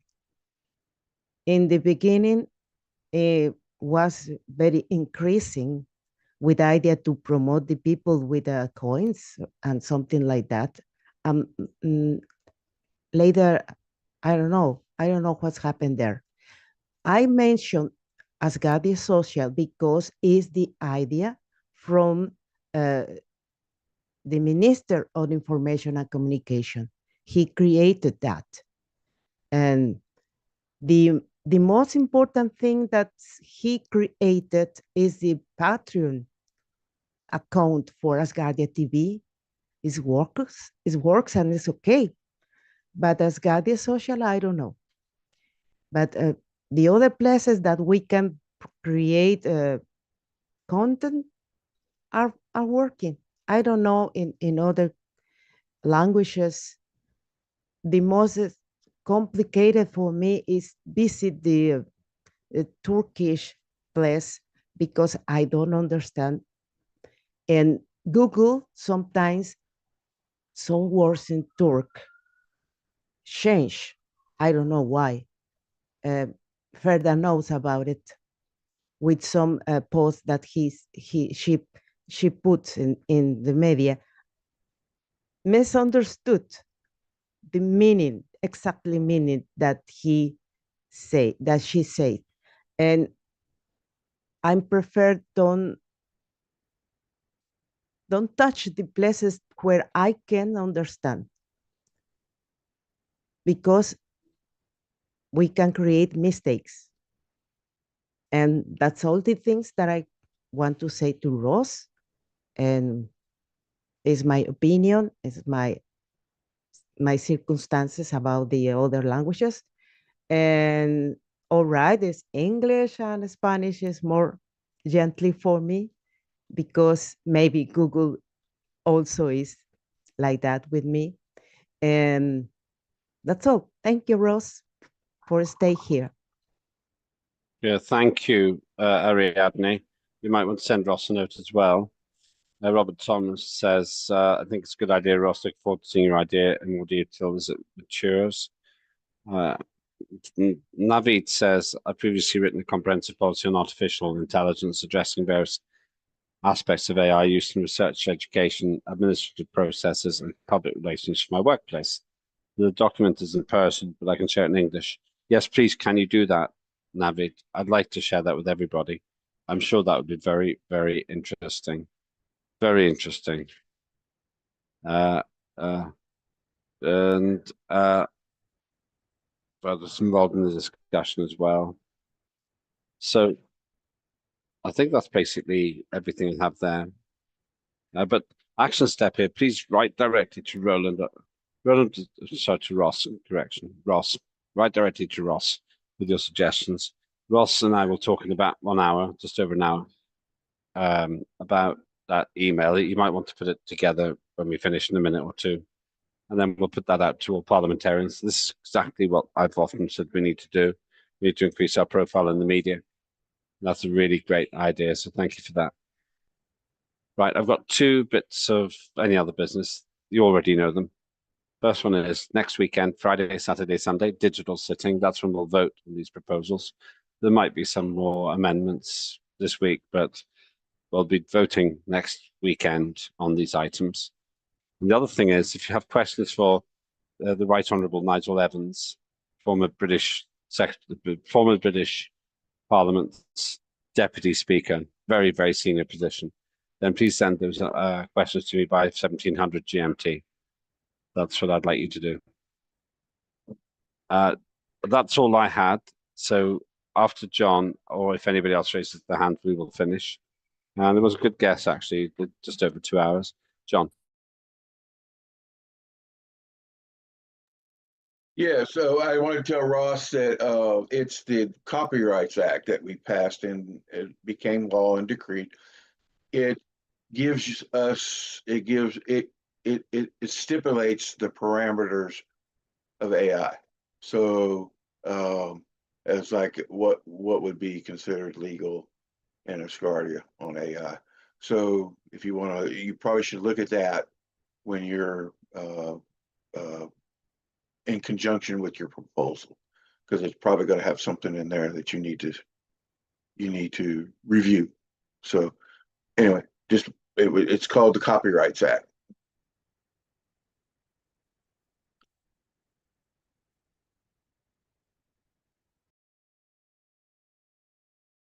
Lambert, you're on mute.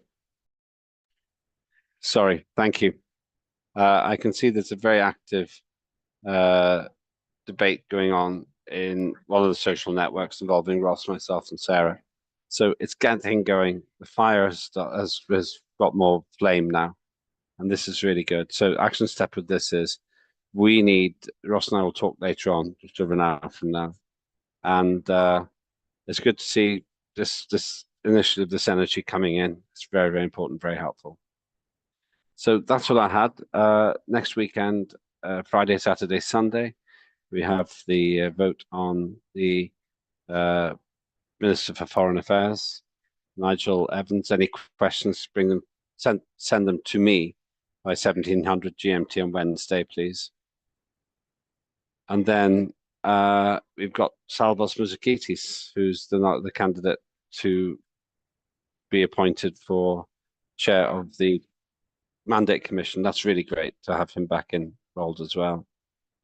And those are my points. Any comments, questions, you can contact me anytime at all.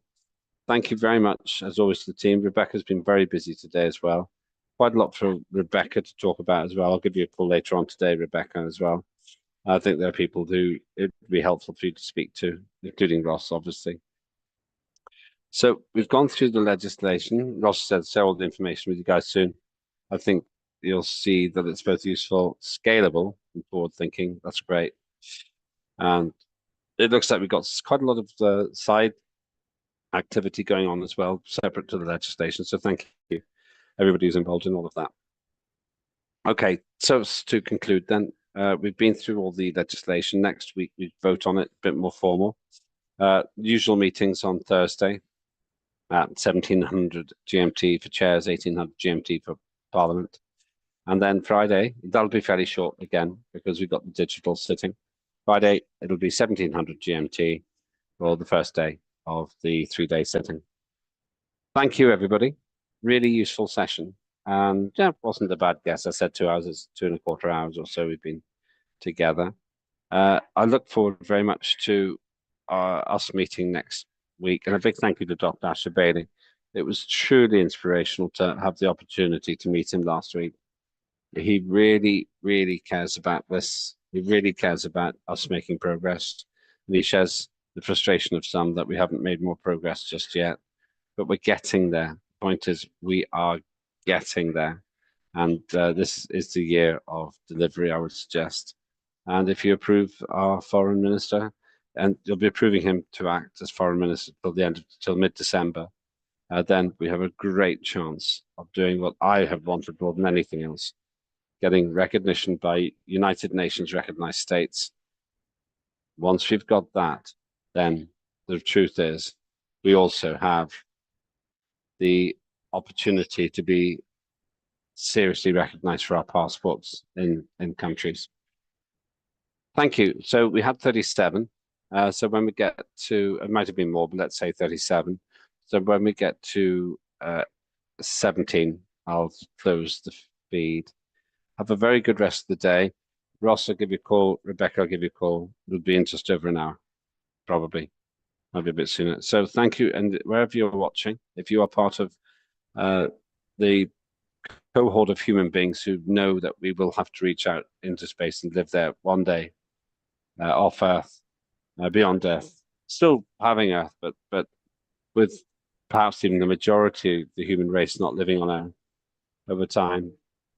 Big thing to imagine, but in 1,000 years, that's almost certain.